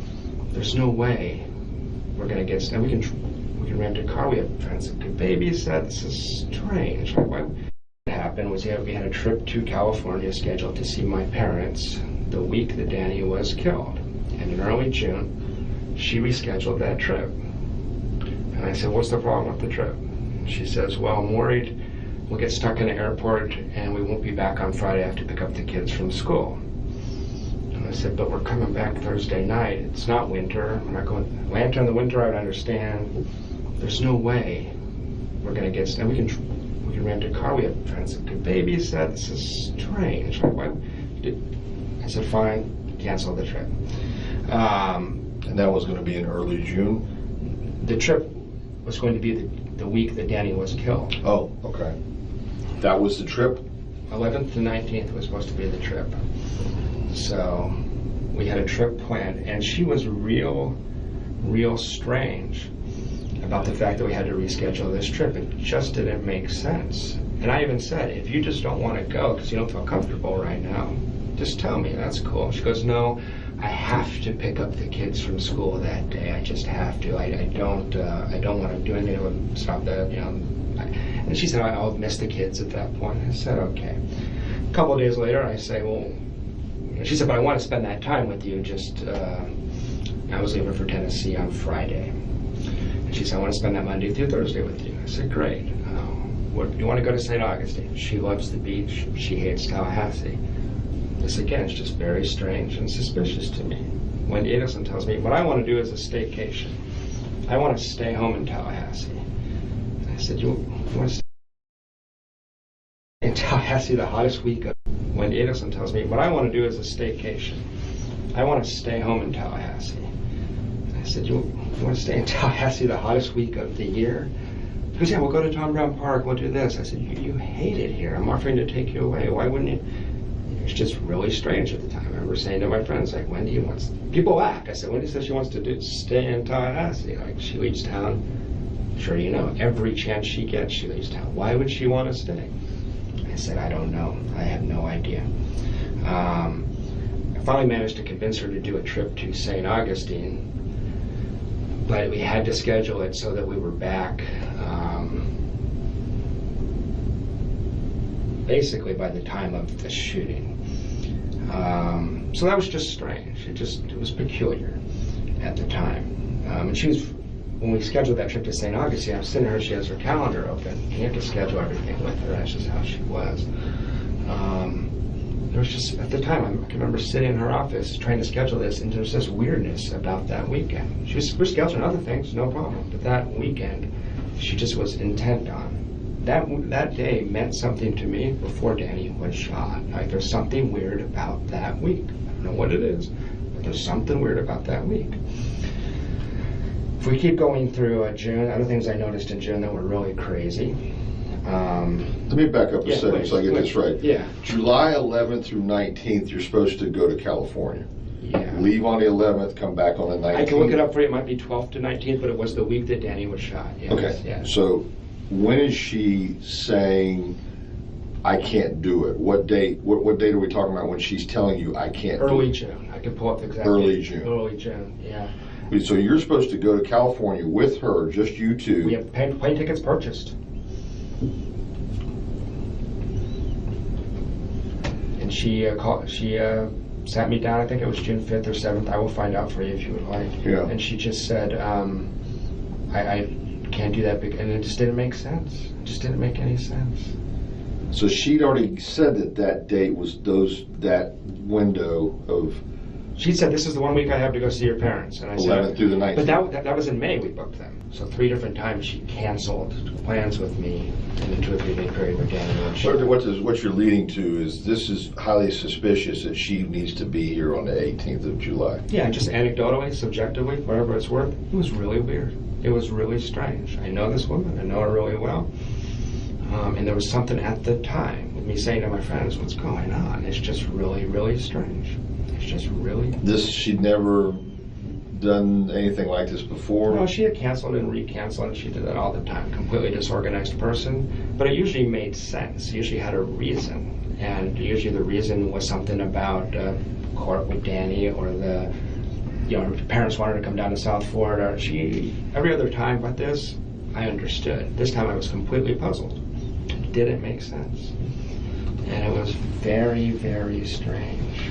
Okay, so she cancels this trip to California. Did you go anyway? I did No, not. of course you didn't. You were okay. Wish I had. Yeah. And so what happens to these plane tickets? Her ticket, I have no idea. So she bought her own? Yeah, we bought separate plane tickets. As a matter of fact, I don't know that she did buy a plane ticket. Oh. But she told me she did. Same airline? Same flight? I can find out for you. I can send you my reservation. Because we had a discussion about getting our seats moved together, so I think she probably bought a ticket, actually. But I never saw the ticket. It wasn't discussed any further? I can't recall. Okay, so that's the first thing. In early June, she says, Jeff, I got to be back on that Friday the 18th. Exactly. To pick up the kids. I guess that's going to be the first of her week with the kids, maybe? Yeah. There's parents. Make plans to go to St. Augustine. Back from St. Augustine, so we would have got up at 7, been here by 9 or 10. Okay. She had to pick up the kids from school till 4. It didn't make sense. Okay. So I said fine, and my thing was I was going to drop her off and then drive up to Atlanta. I was going to drop her off and go. So that was just strange. It just stuck in my head. Like, what? Because your trip to your friend up in Tennessee, what was the date you were supposed to go? I was supposed to leave at about 10 or 11 a.m. on Friday the 18th. Okay. Because I was supposed to the original trip was to go straight to Atlanta, stay the night in Atlanta, then go up to Tennessee the next day. So I was supposed to leave here at 10 or 11 and get there at 4 or 5. On Friday afternoon? Friday afternoon. Yeah, Okay. that changed. But that was the original. No, because you left on Thursday. Yeah, I did. All right, well, let's jump to that so I can fill in this blank. Yeah. Why did you leave on Thursday? We'd had a huge fight in late June. I discovered some other cheating. I was very upset with her. And she had sent me we had sort of broken up, basically. But she put me on a 7-day hold. Oh, yeah. Yeah, Okay, I remember that. yeah. She sent you an email or something? Exactly. So the night before, I was so upset. I was just like, fuck this, I'm going. I said, get out of town. I was upset. But that's something my friends have said to me that I've never said this, but my friends have said, Jeff, because sometimes it's hard for me to see this clearly, they can see it more clearly. Jeff, you do realize that if you left Friday at 11 a.m. for Atlanta, what this would have looked like, you would have been in custody. You're really... Oh. Okay. Now, I'm not saying that, but some of my friends, it was like a clumsy attempt to take attention off her and put it on me. I'm not saying that's true. It sounds a little far-flung to me. It sounds a little clumsy to me. But she knew exactly when I was going to leave. I'm a late riser, and she didn't know I changed my plans, obviously. So I'm glad I changed my plans. I wouldn't blame you guys for being a little more suspicious if you didn't. I mean, if I leave at 11, you just see me driving north 10 minutes after Danny showed up.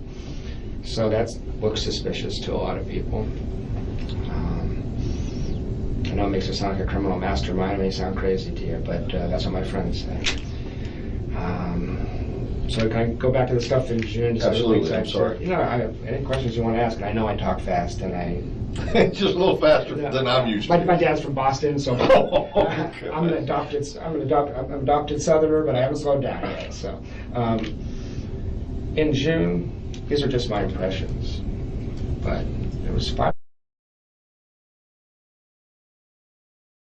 and sick. So the next day is Tuesday the 15th. Wake up in the morning, I call Wendy, and it's on the 14th. So That you're having this conversation during or after your date? after the date. Back at her house? Back to her house. Back Okay. to her house. Yeah, and didn't have wine that night. She was sick. She got a bad cold. She was really stressed out and sick. So the next day is Tuesday the 15th. Wake up in the morning, I call Wendy, and I told Investigator Hill this. I don't know if there's anything here, but it was kind of bizarre. Talk early in the morning, maybe 9 or 10, and I said, I'd like to see you today. I was a little encouraged. And she said, yeah, I'd love to see you. And she'd walked herself out of her house. I said, well, come hang out with you. She said, I'd love to spend time with you. And then I waited.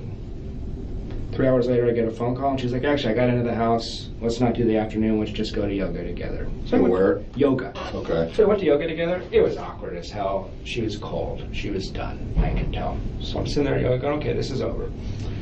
Walk her to her car at the end of yoga, and I say, I love you. I don't know what else to say. And she goes, I know. I was like, well, that's not ideal. So, I love you, I know. and she goes, I know. Yeah. Of course you do. I'm a goddess. Talking about narcissism. Yeah. So I said, I literally went, okay. And I just turned to leave, and I told Hale this, but I want to say it again. She goes, hey, Jeff, are you still going to Tennessee on Friday? And I say, I'm thinking, why the hell does she care? We're obviously You're walking away, you're separating? Yeah, I wanted 10 paces away from her, and she says, hey, Jeff, are you still going to Tennessee on Friday? And I say, I lie. And I say, actually, it's up in the air. Because we talked about if we broke up, I should come over and say goodbye to the kids. I was hoping she'd invite me over. And she said, well, she was deeply interested. She asked me 3 or 4 questions. But this is after this, right? It is after. No, that's not. I get this email at the end of the night. She goes home and she sends this email. This is after this. This is after the conversation. The conversation I'm telling you about right now happens an hour before I get this email. An hour before. Okay, so we're still Tuesday the 15th? Yeah, at 7 o'clock at night. Okay. Get out of yoga. Okay. So she asked 3 or 4 questions about under what circumstances would I go? Why am I thinking about not going? She seemed deeply interested in what I'm going to do on Friday. It just was bizarre. I was like, well, whatever. Got home, got this email. What was so strange about this? We had just spent 16 days away from each other, thinking about things. Then I get this. I told her, if you don't want to do this, send me a text and say I can't do this anymore. Why would you string me along for a week? It's real strange. I just want to make sure that we're on the same page. Yeah. I'm going to read this aloud, so if there's something, it pains me to be writing this to you now, but here we go. I need some space to clear my head and to figure out how to move forward. I am heartsick, but my head and my heart are having 2 different reactions to us being together, and I can't reconcile them to be in this like you would want me to be. So she's saying you're coming on too strong, basically, is what I'm reading. You want a full commitment. No, that's not how I read it, but I mean, it's... Well, I mean, that's how I'm looking at it. Is that not true? I mean, okay, do you want a full commitment from her? I wanted to continue the relationship, yes. Okay. But we had discussed just breaking up. We just spent 16 days apart thinking about things. Right. You're 16 days apart. Then you go on a date on the 14th. She makes the comment about her brother looked into killing Danny the previous summer, which would have been summer of 2013. She didn't specify a month.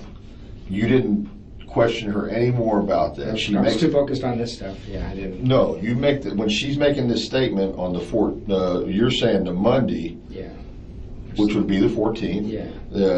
When she makes this statement that Charlie had looked into having someone do this for 15, it was going to cost. Hey, how much does it cost to kill this guy? And the answer that Charlie gets is $15,000. He shares that with his sister. Yes. Okay. And then she says that to you, and that was in the context preceding that conversation was basically, what do you want to do? You don't like it here. I'm talking in your... that was part of the conversation. There was constant conversation about Danny is awful, Tallahassee sucks. That's about all she ever said. And I can't do anything. I'm stuck here because, I guess she got denied relocating with the kids. She did. And she's saying, I'm stuck here unless something happens to Danny. That's what you're getting at. Yeah, that's exactly what I'm getting at. And then she just spills this out. Yeah. And then I think, by the way, she just went to the bathroom. I think there was something like that where But you're saying that, there was no more conversation about this. Is huge to me. This is like my brother's already checked into it, and it costs this much. Yeah, I could. Is it like this is still available and open, or 15 grand is too much we're too cheap? This family's rich. I mean, that's nothing. No, I know, but He's what's got a petty cash in his office. okay? But was this like this option still available? Is that how it was? It was just said in passing, and I've mulled it over in my head 100 times. I didn't know what it meant. Okay, so my brother checked into it, and it was going to cost 15 grand. I'm just heartbroken in this situation. I'm not thinking about that. I'm thinking about how do I get this woman back. I realize, but I'm trying to glean this Yeah. from what the interpretation that you got from it. Yeah. I know you told me you didn't ask her anything more about it. I mean, you know, a statement like this, don't take this the wrong way, but if I was in your shoes, I'd be like, I'd be saying, what the hell are you talking about? I got used to her craziness. Investigator, I said, All right. she's all over the place all the time. So I think I just wrote it off as another crazy thing Wendy says. But you recall the amount. I do, and I went back to a couple friends because I told them about this. Right. After Danny got shot, I said, holy shit, you Right. know, I mean, that's what happened. So I beat myself up about that. No, I don't want you to beat yourself up. I just want to make sure that you didn't. I'm just trying to get you to see it. Is there anything else that you can recall? I'm not saying you did anything wrong. I know, I get that. I'm saying, are you sure you didn't miss something else in that conversation? No, because it was right back to her and I. Okay. All right. Since you're going to be here, and that's not going to happen, you know, that's So this comment is made in passing as she's traipsing off to the something bathroom. like, or her bedroom or something. Comes back out, it's all, And, okay. I say, I had a good time last night, or something like that. You Okay. know, it was that kind of thing. So she sends me this email, and I don't know if it's coming on. I didn't know what to make of it. I sent it to some of my friends who know her pretty well, and said, she's crazy, is what they said. I mean, why wouldn't she just break up with you? It doesn't even make sense. I should have broke up with her. But we've been apart 16 days. She wants another week. But recall that when she left Danny, she just moved out while he was gone. So confrontation isn't her thing, you know. So maybe that's why. So Wednesday goes by. There's Thursday. Thursday, she... You're still up in the air about leaving. You've told her, I don't know for sure if I'm leaving Friday or not. That's right. She doesn't know for sure. I don't know if she would have or would have known. We have mutual friends that I told on Wednesday or Thursday that I was going, that it wouldn't shock me if she were able to find out that I was going. I mean, we have mutual friends. But your answer to her was, I don't know yet. It's still up in the air. That's right. But the next day I decided to go. So it was all On Wednesday. Yeah, I decided to go for sure on Wednesday. Thursday, she changes her Facebook picture. I'm sure you've seen the picture of her in the beautiful purple dress. It's all over the media. It was suspicious to me after the fact that picture... Psychiatry, he set off my radar a little bit. He's a weird guy. Strange guy. He's a conduct disorder kid. And he hates Danny. And see if I can put it a little vaguely, or not, but just enough to be useful here. Let's not put it vague. Let's go with what you know specifically. Wendy had reported to me. Strange guy, he's a conduct disorder kid. Very angry about Danny. And if you met, I know he's down there, you can't get him in front of you, but you're, experienced investigator. If you got in front of this guy, he'd set off your radar, set off mine. I used to do juvenile justice, I used to do forensic psychiatry. He set off my radar a little bit. He's a weird guy. Strange guy, he's a conduct disorder kid. And he hates Danny. And see if I can put it a little vaguely, or not, but just enough to be useful here. Let's not put it vague. Let's go with what you know specifically. Wendy had reported to me that Charlie had considered all the options possible to take care of this problem. Let's put it that way. Okay. And when she said it, When did she disclose this to you? I don't remember when, but she said it was chilling, because she said, "Can I tell you something confidentially?" And I said, "Sure." She said, "I think Charlie kind of looked into some options, like literally saw how and why and how you would do this if you did it." I think this was last summer when she had her petition to relocate denied. That family wants her back there so bad. If you And met this is when she disclosed this to you, was last summer? No. This is when This is when Charlie had been examining all the options. Okay. He's a very successful dentist, but he reeks of antisocial behavior.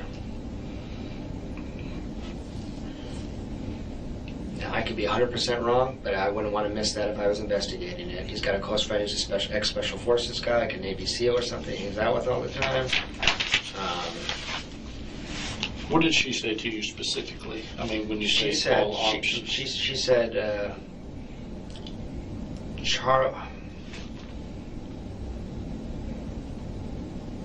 I can't remember exactly, but it had something to do with the amount of money it would cost to have someone killed. And what did she say? Something like Charlie looked into how much it would cost to have someone killed. Something like that. Some statement like that. I can't remember. Did she give you a dollar amount? Did she? But that's the other thing. He's a dentist, but he's an independent businessman. He has a bunch of practices, and he's a Ferrari. I think he's a millionaire, all this kind of stuff. So he has a lot of resources. And wow, this might screw them. I got from me talking to him myself in the hot tub one time, and from a few things Wendy said. When was this? Like March 15th-ish. I was there for the one day with him. I stayed at his house. Of this year? Yes. Wendy and him were talking. I'm just listening. I just met him an hour earlier. We're sitting in the hot tub having a beer. It's a really nice house. And I guess this is what occurred. Was anybody else in the hot tub with you guys? Not during this part of the conversation. Another guy, his roommate, came in eventually. They just started to talk about girls and stuff like that. I think he'd set off your alarm bells. The family is so unhealthily the tracks, and Her brother? yeah, She's the baby girl? she's the baby girl. Is Charlie older or younger than this one up in Albany? He's the middle kid, I think. Charlie is? Yeah. If you had him in front of you, he'd set off your alarm bells. Doesn't mean he did it, but No, I know that, but why? Okay, all right. So you're basically saying out of, what's his name up in Albany? yeah, Rob. No way. He's the oldest? Yeah, he's the oldest. Yeah. Out of Charlie, mom, dad, who else is there? It's just Charlie, mom, dad. Down there. That's okay. it. That's it. All right, out of those three, you're saying Charlie would be the most volatile to do something? What would he do? He'd get his buddy in the Special Forces to do this, or he'd get some seedy guys down in the Cuban neighborhood or something like that. That's what he would do. Something like that. I mean, the main thing I told him was that Wendy had told me that he had looked into how much it would cost last summer. Wendy told you that? She did. That Charlie had looked into how much it would cost? Yeah. So... She said it in a dead serious, chilling, uncomfortable kind of way. Not like I joke around, I like to kill Dan Markel, I'm sick of his shit. That's different. You know, this was like, she said confidentially. Okay, she just, you and her one-on-one? One-on-one, late at night, and What was that last it was late at night, and she told me that. So it was last summer when her petition to relocate was about to be denied. Oh, because she wanted to take the kids out? Well, they want her down there so bad. The family's so enmeshed, so tight, so unhealthy. She's like the baby. So if you met Charlie, he's an unusual guy. Okay, No. so if you just so I understand and I don't misinterpret, Yeah. what exactly? How did she say it, and what did she exactly say? Yeah, and I'm pulling it from memory, but something like I said. We're also talking about us, because I was like, would you ever leave under any circumstances? Yeah, I know you don't love it here. Am I going to be dating you for 2 years and you just move? She's like, I can't because of Danny. And she said, yeah, as a matter of fact, something about it would be convenient if Danny wasn't around anymore, but, once he doesn't want anything to happen to him or something like that. She said, but Charlie actually looked into how that would be done and how much it would cost. She might have said, I think, Charlie. I don't remember. But it was chilling. In the moment, I was like, my stomach flipped. I was like, whoa. The crux of the statement is my brother Charlie has looked into how much it would cost to take care of somebody. take care of. This guy has very little empathy. He's just a weird guy. Okay. I'm not saying he did. I'm just saying, if you're looking at somebody, you can't miss Charlie. I mean, Okay. I think that's more likely than a romantic thing. Well, that's you. Yeah, it's not me. The other guy's gone. Zach, wherever He's gone. He's gone to. And by the way, make sure that she saw Zach once a week for 20 minutes of sex. I don't know the relationship, you know. I don't think he gives a shit about Wendy, so I don't know. Yeah. Sorry, man. Size. Yeah. What? I don't have time for her.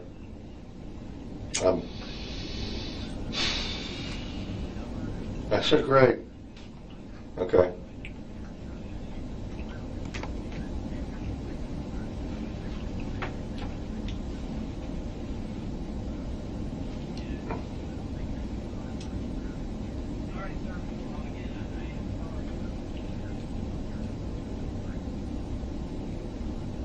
Yeah. Thanks, buddy. Thanks. Bye. Before I forget, the other thing is that I didn't know about Zach for 9 months, and I was with boyfriend for 6. So I was telling him, I've always suspected there's a guy in South Florida I haven't know about. Maybe that's just a paranoid boyfriend. But I wouldn't believe Wendy when she says, I'm with Jeff.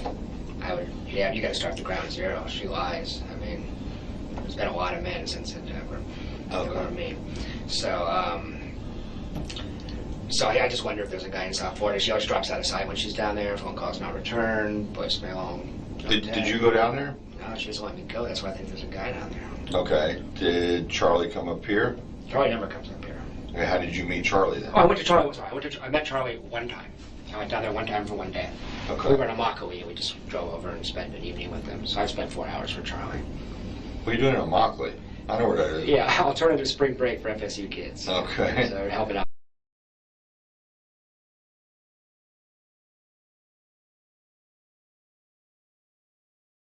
Get serious here. Are you going to be here? Because you hate it so much. I need to know what's going to happen. Relocate is if it's hard to know. But in retrospect, it makes me worry a lot because it looked like she was wrestling with something. It wasn't suspicious, it was just weird. But in retrospect, it's like, wow, let's assume she knew something was going to happen. That's how a person might react, you know? She made a choice, but... That's late June. That's late June. That's late June. So that happened enough times that I talked to my friends about it. Well, what she was talking about in June, relocation to Miami. How terrible it was to be stuck in Tallahassee. Crying like, I got stuck here, I didn't choose this, I can't stand it. And she talked about the fact that the only way she could ever relocate is if something happened to Danny. Now, does she actually say that? Yeah, she did. Yeah. This is the first time you've mentioned that. I don't think so. I think I did mention that to Investigator Hale. Okay. I think I did. Well, no, it wasn't. I had 3 interviews with Investigator Hale. Okay. The next 2 was me trying to tell him things like this, and I don't think he was hearing me. Okay. So, no, she didn't say that I killed Danny. She didn't say that word for word. But it was, because I was saying, hey, we're about to, like, get serious here. Are you going to be here? Because she hated it so much. I need to know what's going to happen. And she's like, well, the only way let me give you the context.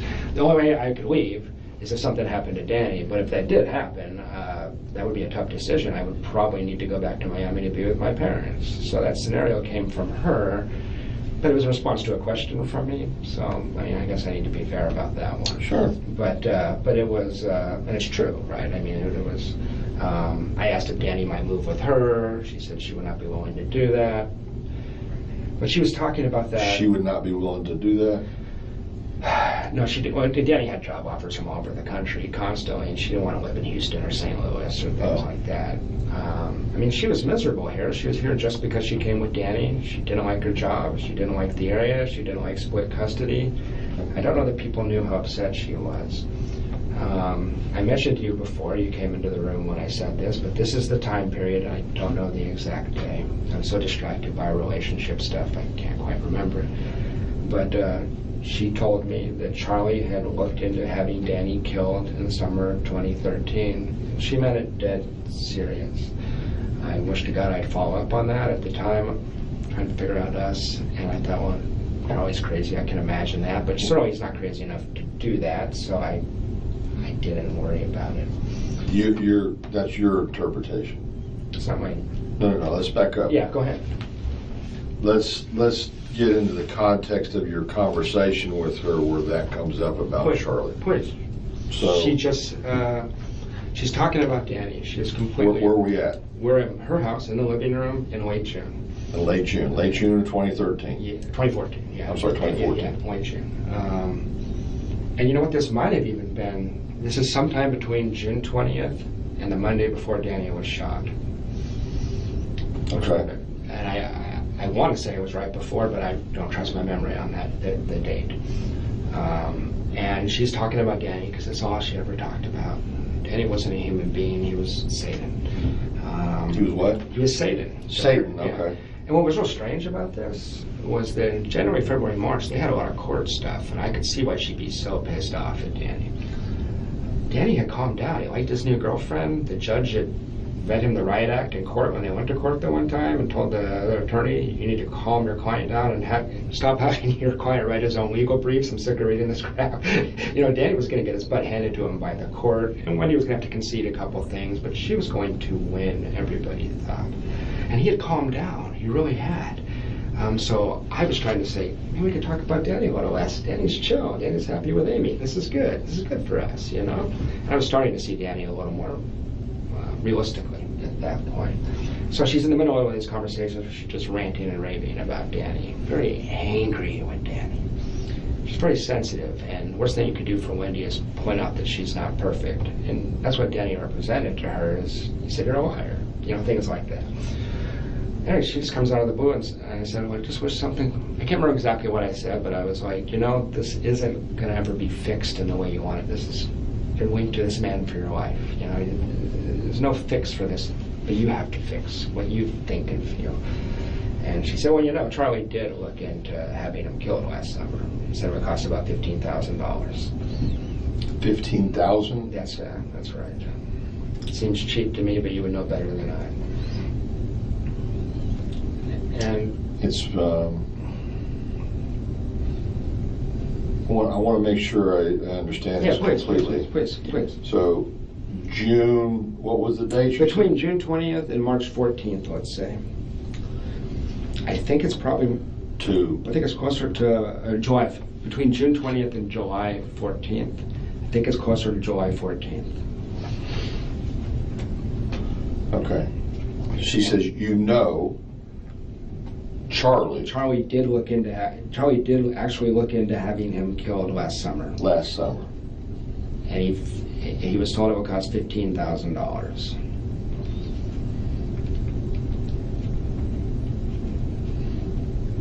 And one of Charlie's... This is just paraphrased, but I want to make sure I understand. Yeah. Charlie did look into having... Danny killed last summer.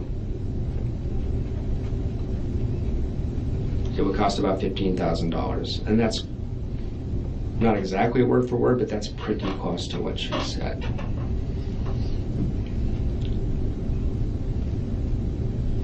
I wish to God I had followed up. But how do you respond to that? What do you say? What did you say? I changed the subject to us. I was interested in working our relationship out. Did she ever bring that up again? No. Never again. But what worries me is that the speech pattern, I'm not trying to play FBI profiler here, but... It's kind of like, I told you half a truth instead of half a lie. That's how she lies. That's exactly. I'm sure you've done that a lot in your life. So it doesn't have the impulse control just to say nothing in high-stress situations, but gives you this half-assed version. Yeah. So I thought about that a lot. But you do remember the amount is $15,000? I do remember that. No further than that, nothing else? There was nothing else. I wish I followed up. I beat myself up about this. No, you didn't. What am I going to do? Call you guys and say my girlfriend said something crazy? I don't know, The thing that worried me about Charlie is he has a very close friend and goes on these trips with him who's ex-special forces and is known for being kind of deranged, and it looked like it was done by somebody who knew what they were doing. So I was interested in working our relationship out. Did she ever bring that up again? No. Never again. But what worries me is that the speech pattern, I'm not trying to play FBI profiler here, but It's kind of like I told you half a truth instead of half a lie. that's how she lies. That's exactly. I'm sure you've done that on anyway. So it doesn't have the impulse control just to say nothing in high stress situations, but gives you this half-assed version. Yeah. So I thought about that a lot. But you do remember the amount is 15,000? I do remember that. No further than that, nothing else? There was nothing else. I wish I followed up. I beat myself up about this. No, you didn't. What am I going to do? Call you guys and say my girlfriend said something crazy? I don't know, The thing that worried me about Charlie is he has a very close friend and goes on these trips with him who's ex-special forces and is known for being kind of deranged. And it's all like it was all Wednesday. Yeah, I decided to go for sure on Wednesday. Thursday, she changes her Facebook picture. I'm sure you've seen the picture of her in the beautiful purple dress. It's all over the media. It was suspicious to me after the fact that that picture was changed 12 hours before Danny shot, and that's the picture that was distributed to the media. She's very concerned with her appearance and how she looks. So, Very difficult thing to do, right? It's challenging. You have to have top grades. You have to go through a rigorous selection process, right? Yes.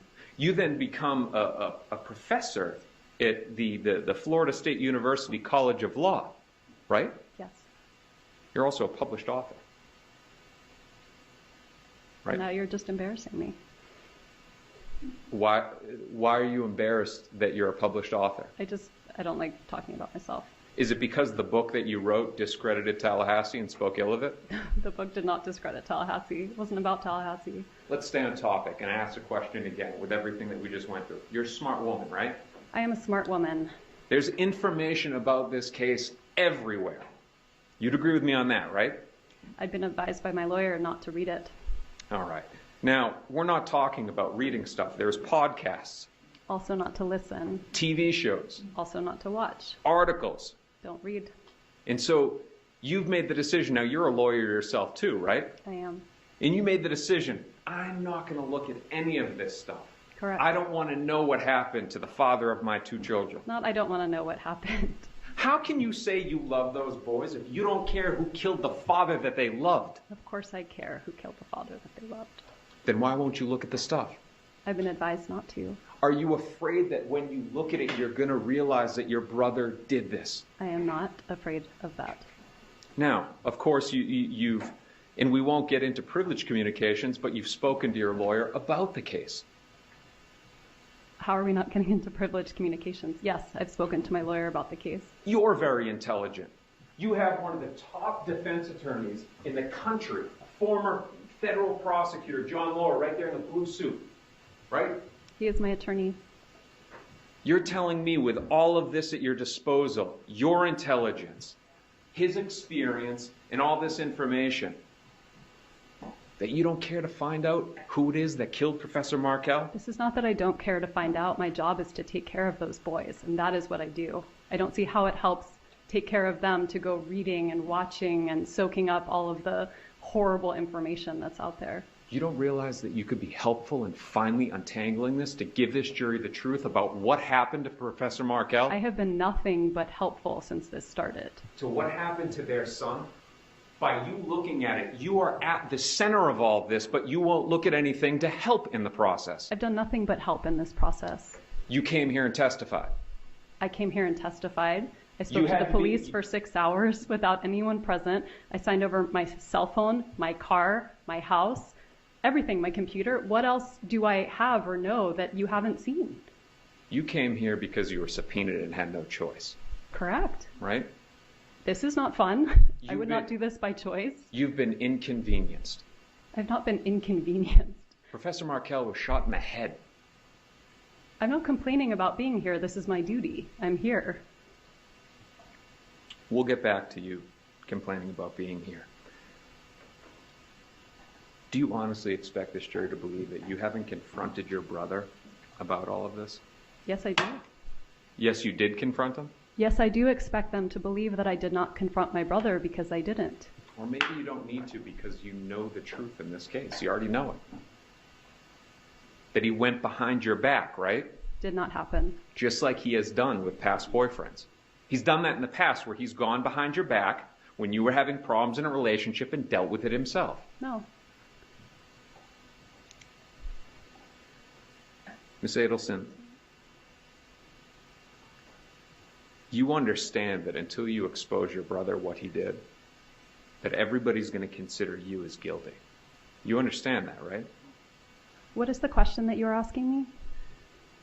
You understand that until you expose your brother what he did, that everybody's going to consider you as guilty. You understand that, right? What is the question that you're asking me? Expose your brother what he did, that everybody's going to consider you as guilty. You understand that, right? What is the question that you're asking me? You understand that until you expose your brother and explain what he did, that he went behind everybody's back, that he hired a hitman to murder your ex-husband, you'll remain guilty in the eyes of the world. I can't speak to the eyes of the world. I can only know that He went behind everybody's back, that he hired a hitman to murder your ex-husband, you'll remain guilty in the eyes of the world. I can't speak to the eyes of the world. I can only know That he went behind everybody's back, that he hired a hitman to murder your ex-husband, you'll remain guilty in the eyes of the world. I can't speak to the eyes of the world. I can only know that I have done nothing wrong. Or maybe you are guilty. I am not guilty. Oh, but you are guilty. You did lots of wrong stuff. You'll get caught. So, a witness in this case, and I'm not going to get into their testimony, but one of the hitmen, the convicted hitman, implicates you. On July 17, 2014, the day before the murder, the morning before, he says that you were walking on Trescott with the two boys, that you walked down the driveway and into the house. That never happened. Right, because Professor Markel, he had the kids. Based on the way that your guy's schedule was, on that day he would have had the children in the morning, and you're going through such a bad divorce you wouldn't be at his house, right? I wouldn't be at his house anyway, but not because we were going through a bad divorce. At that time, things were pretty copacetic. All right, so we're coming back to maybe you do know, or maybe you were involved. Excuse me? Look at this What's the question evil that you're facial asking me? expression. I'm giving you a... All right, By the way, I so turned all the we're lights coming out. back to maybe you do know, or maybe you were involved. Excuse me? What's the question that you're asking me? All right, so we're coming back to maybe you do know, or maybe you were involved. Excuse me? What's the question that you're asking me? I'm giving you a header of what we're talking about so that it will ease you in the question. But not because we were going through a bad divorce. At that time, things were pretty copacetic. All right, so we're coming back to maybe you do know. But not because we were going through a bad divorce. At that time, things were pretty copacetic. All right, so we're coming back to maybe you do know, or maybe you were involved. Excuse me? What's the question that you're asking me? I'm giving you a header of what we're talking about so that it will ease you in the question, okay? I'm just telling you what the topic that we're on, so we'll get to a question. Now, the government asked you about a time that you met Miss Magbanel. It was actually spring break of March 2014, right? I believe so. You went down to Miami. You stayed with your brother Charles. I went down to Fort Lauderdale after being in Immokalee and stayed with my brother. You then went to Miami Beach to Yardbird and had dinner outside with your boyfriend at the time, or who you were dating, Jeffrey Lacasse. Catherine McBanwell was there, and your brother Charles Adelson, and you all ate outside, right? We did. And that's on Miami Beach, not in Fort Lauderdale. Correct. Now, just for context, Jeffrey Lacasse, he was also an FSU professor, not at the law school, but an FSU professor. Nice guy, right? I don't think so now. Now, you deny, but an FSU professor, nice guy, right? I don't think so now. Now, you deny, I'm assuming, that on July 13, 2014, you told Jeffrey Lacasse that Charles looked into hiring a hitman. You deny that, or you admit that? I deny that. And that you told him that Charles looked into hiring a hitman back in September of 2013. That never happened. Which would have been months before your brother even met Catherine McBanwell. I don't remember when they met. letting you know the topic we're on. We're talking about you being involved. That same week, earlier in the week, you sent an email. We're talking about the week of the murder now, not spring break, the week of the murder, not Yardbird, the week of the murder. You sent an email to Jeffrey Lacoste saying that you wanted to break up, that you needed space, right? I did. Sent him a long email. Stay away. We're broken up. Right? I did. You knew that on July 18, 2014, Jeffrey Lacoste was leaving town to go on a trip, right? I knew he was leaving at some point that week. I don't remember when. You knew that he was leaving on the same day of the murder at the same exact time as the murder. I don't think I did. 11 a.m. on July 18, 2014. I don't think I knew when he was leaving town.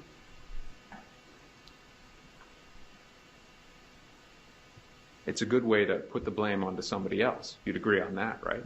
If it happened, it would have been a good way to put the blame on somebody else. I have no idea when he was going to leave town.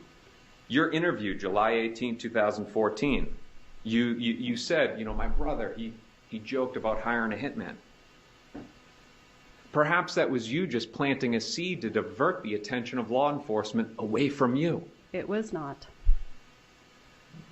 Let's jump off topic right now and talk about your boys' names. That in the time after the murder, you changed their last names from Markel to Adelson, right? A year later, yes. Why? I was scared Of what? of someone coming to attack them. So it's a year later, you won't look at anything because you don't want to know what's going on in the case. And the thought is, well, they're going to be protected if they have my last name and not Markel, right? Yes. Now, years later, arrests are made. It's clear who committed the murder, Sigfredo Garcia Luis Rivera. The Adelson name has been dragged through the mud. Why haven't you continued to protect your boys and changed the name back? I will be changing I'm not going to change the name back. I don't think that will help. One day I'll change all of our names. The government asked you about immunity, so let's get into that. You explained that as an attorney, you understand that when the government gives a subpoena for somebody to testify, graduated law school, right? Correct. And you fear being charged. Correct. And you needed that to testify, right? It's just given to testify. It's not a question of whether I needed it. It comes with testifying. You fear being charged by them, so you need to have that protection of I your don't words. fear being charged for a crime I didn't commit, no. Now, y'all had this nice exchange where it was pleasant, but there's actually tension between you and this office, right? No. They recently had your brother Charles Adelson arrested, and he's in custody, right? Correct. For first-degree murder. Correct. And there's no tension? It's very uncomfortable to be here. It's hard to tell where the tension is coming from. They've discussed your involvement in this case. They insinuated it on the direct examination. There's no tension? Lots of media insinuates that I did something I didn't do too. I can't feel tension towards every person in the world. That's funny. I thought you didn't look at anything. I don't. That's why. But you know that you know about the media, but you don't know about the media?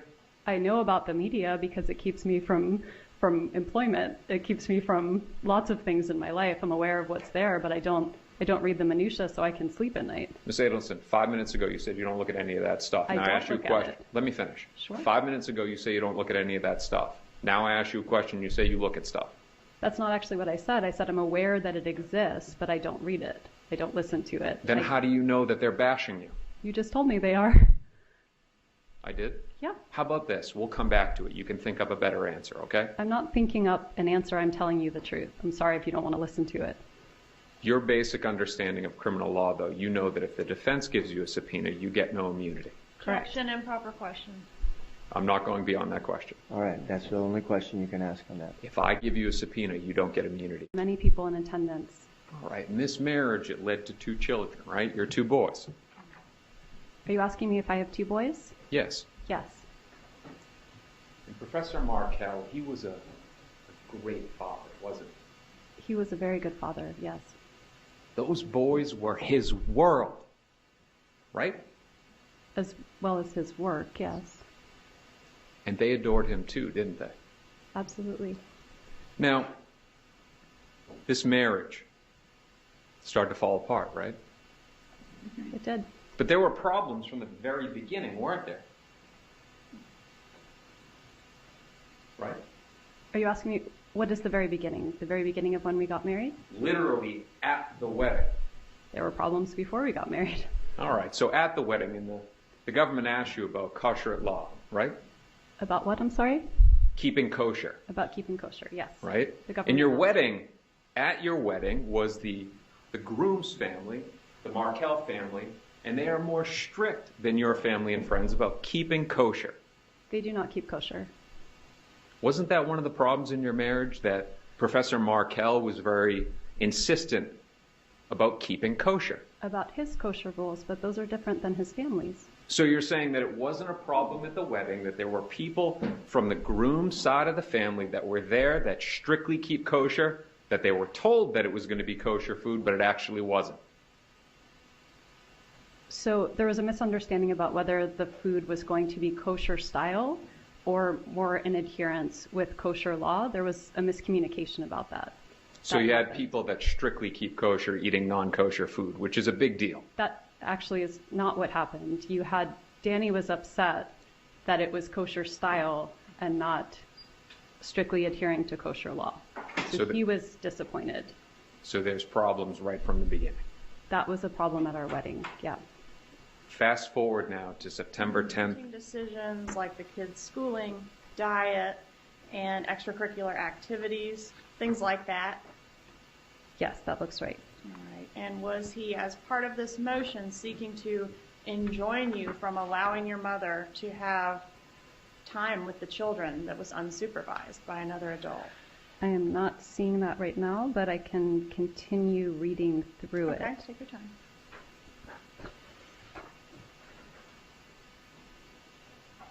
Actually, oh wait, still going.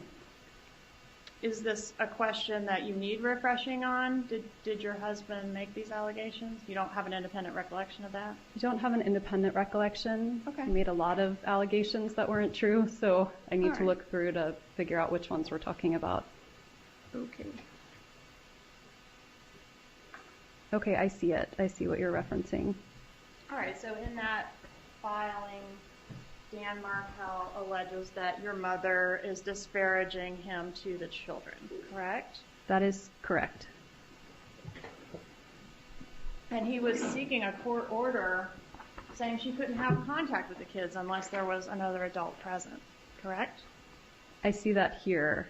I don't think I took it seriously at the time, so it didn't really lodge in my memory. Did But your mom take it seriously? No, Was it ever ruled on? I don't know. If it were, it should be here, right? Yes, ma'am. Is it here? No, it's not. It was scheduled to be ruled on in August of 2014, right? I don't know. I don't know when it was scheduled for. I do know that nobody took it very seriously. Okay, so your mom wasn't worried about that motion being granted. Okay. Let's talk a little bit about your brother. You can just sort of close that binder and leave it in.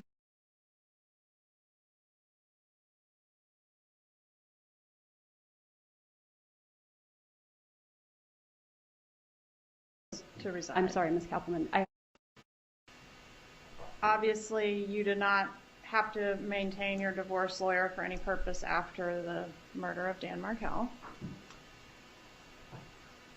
I think at that point he was trying to provide counsel for something else, but no, I didn't. I had to maintain him for a little bit just to close out the case. He had some work to do to finalize things. All right.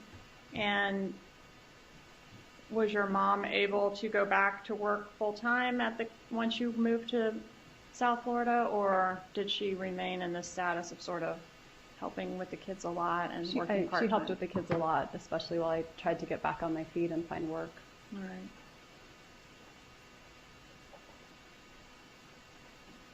Have you ever returned to Tallahassee to live after, you said you left about 2 days after the death? I've never come back to live. I came back to give a talk, I think twice. And then I came back for a friend's wedding. I came back for a friend's bar mitzvah. So probably came back 4 or 5 times since. Right, but the question not is to reside. I'm sorry, Ms. Kappelman. I haven't lived here Okay. since I left. You've lived steady in South Florida since that date. I have lived in South Florida. Okay. And who has full custody of your 2 boys? Me. And does your mom have any issues with having access to your boys, or does she have full access to your kids? I mean, there's no issues with access. No. How often would you say your mom sees the kids? I think it depends on the week, but probably at least once or twice a week. How old are your boys now? They're 11 and 12. How old were they when their dad was killed? It was 10 days before my older son's birthday, so he was almost 5. And my younger son was 3.5.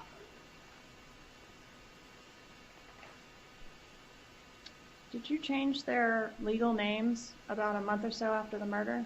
No, not a month or so after the murder, no. Okay. When was it done? Even sooner than that? No, absolutely not.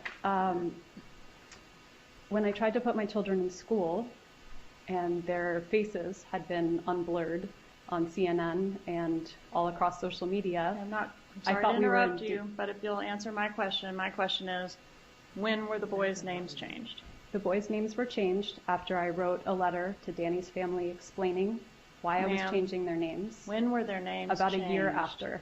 Okay, and that was when they were legally changed, July 6, 2015? I don't Does that remember right? the date, but if you have it, that sounds correct. Okay, so they were legally changed on that date, but just a month or so after the murder, when you were enrolling them in school, is when they effectively had their names changed. That is not true. And what did you change their names from and to? I changed their last name from their father's last name to mine. From Markel to Adelson. That is correct. And did you also drop the middle name of one of your boys that was a tribute to his paternal side? It was a tribute to both families. Did you drop it? I did. I lost an honor to both families that day, yes.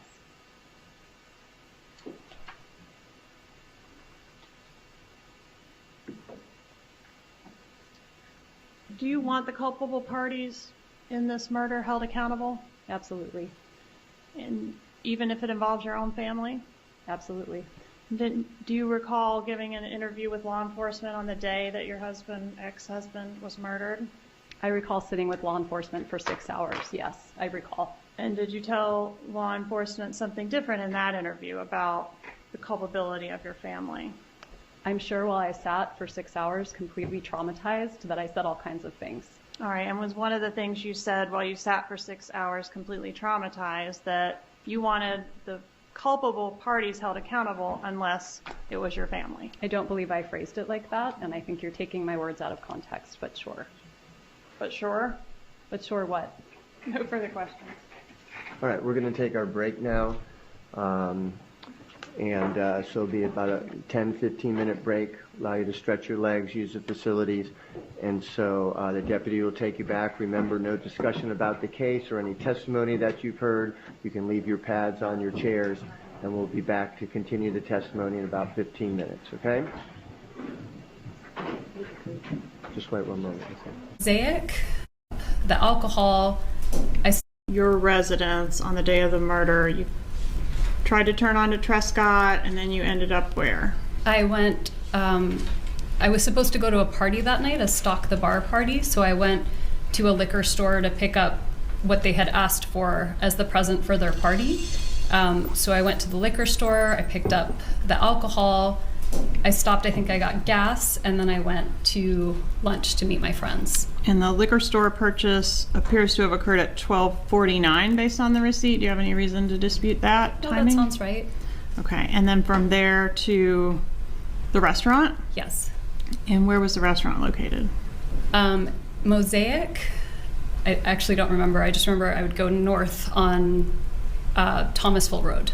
All right. And so it was. And is the restaurant where law enforcement came to speak with you and you ended up going with them to the police station, right? That's correct. Right.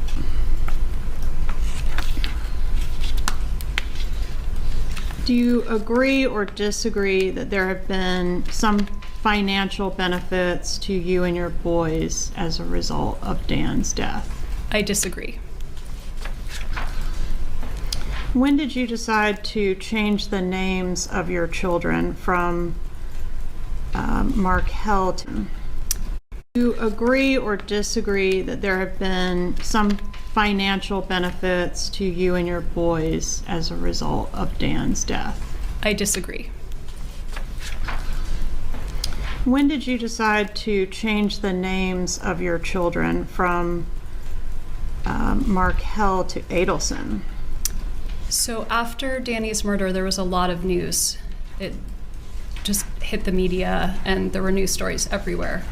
And Nancy Grace on CNN put pictures of my boys with their faces unblurred, just pictures of them. Mm. And I was terrified. And so when they started school, I started school with my last name, thinking that would keep them safe, that they wouldn't be associated with the murder. Wasn't the Adelson name in the press just as much as Markel? It was not in the press. Not yet.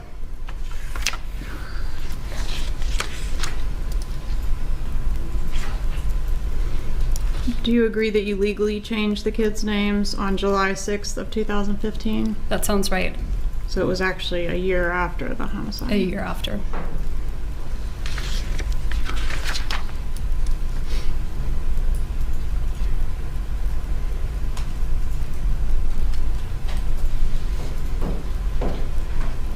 When was the last time you talked to your mom? Did you talk to her today, yesterday? I talked to her yesterday. In her emails, and we referenced one of them while you've been here on the stand, she talks about you giving performances and playing roles. Did you discuss anything about what you would do here today in court with your mother? No.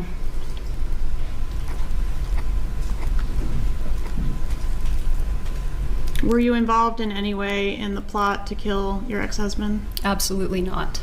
Did you know it was going to happen, but maybe not know the details? I knew nothing. Is that why you went to the crime scene on the day of the homicide? I did not go to the crime scene on the day of the homicide. Do you know who all was involved in the murder? Well, I learned today, but at the time, no. Okay. Have you ever privately confronted your brother about his role or possible role in the murder? My attorney has advised me not to have conversations with anyone in my family about the case.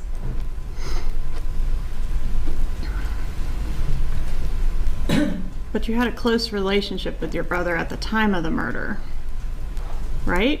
I absolutely had a close relationship with my brother. And how soon after the murder did your lawyer advise you not to talk to your family about it? In 2016. Okay, so what about the 2 years in between? Did you talk to him about it then? I mean, I talked to him about the fact that a murder occurred, but I guess I don't understand the question. But you never talked to him about the suspicions you raised in the law enforcement interview that your brother might have done it? No, I did not.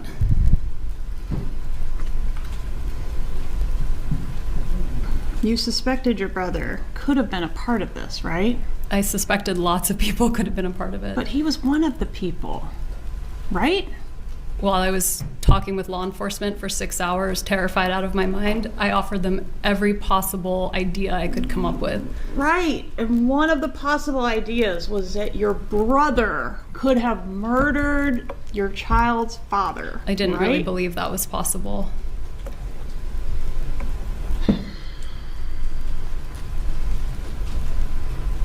Was part of the plot for you to be able to have plausible deniability about this? Absolutely not. Is it better for both you and your brother if you don't know the details of this? I don't even understand the question that you're asking me. When did you first become aware that you might be a suspect in this case? I mean, as the ex-wife, I assumed I was a suspect from the beginning.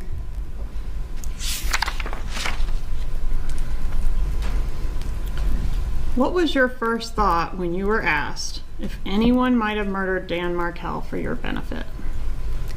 I thought, oh my God, maybe if I hadn't divorced him, he would still be alive. Maybe this is my fault because I complained to the wrong person.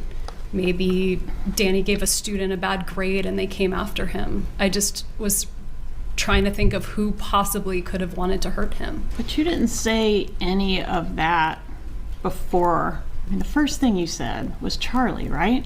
I don't think so. Page 25 of your interview, line 5 through 15. Do you have any reason to dispute? Page 25, not 5 hours into it. You say Charlie might have done it, right? Can I see, please? You may.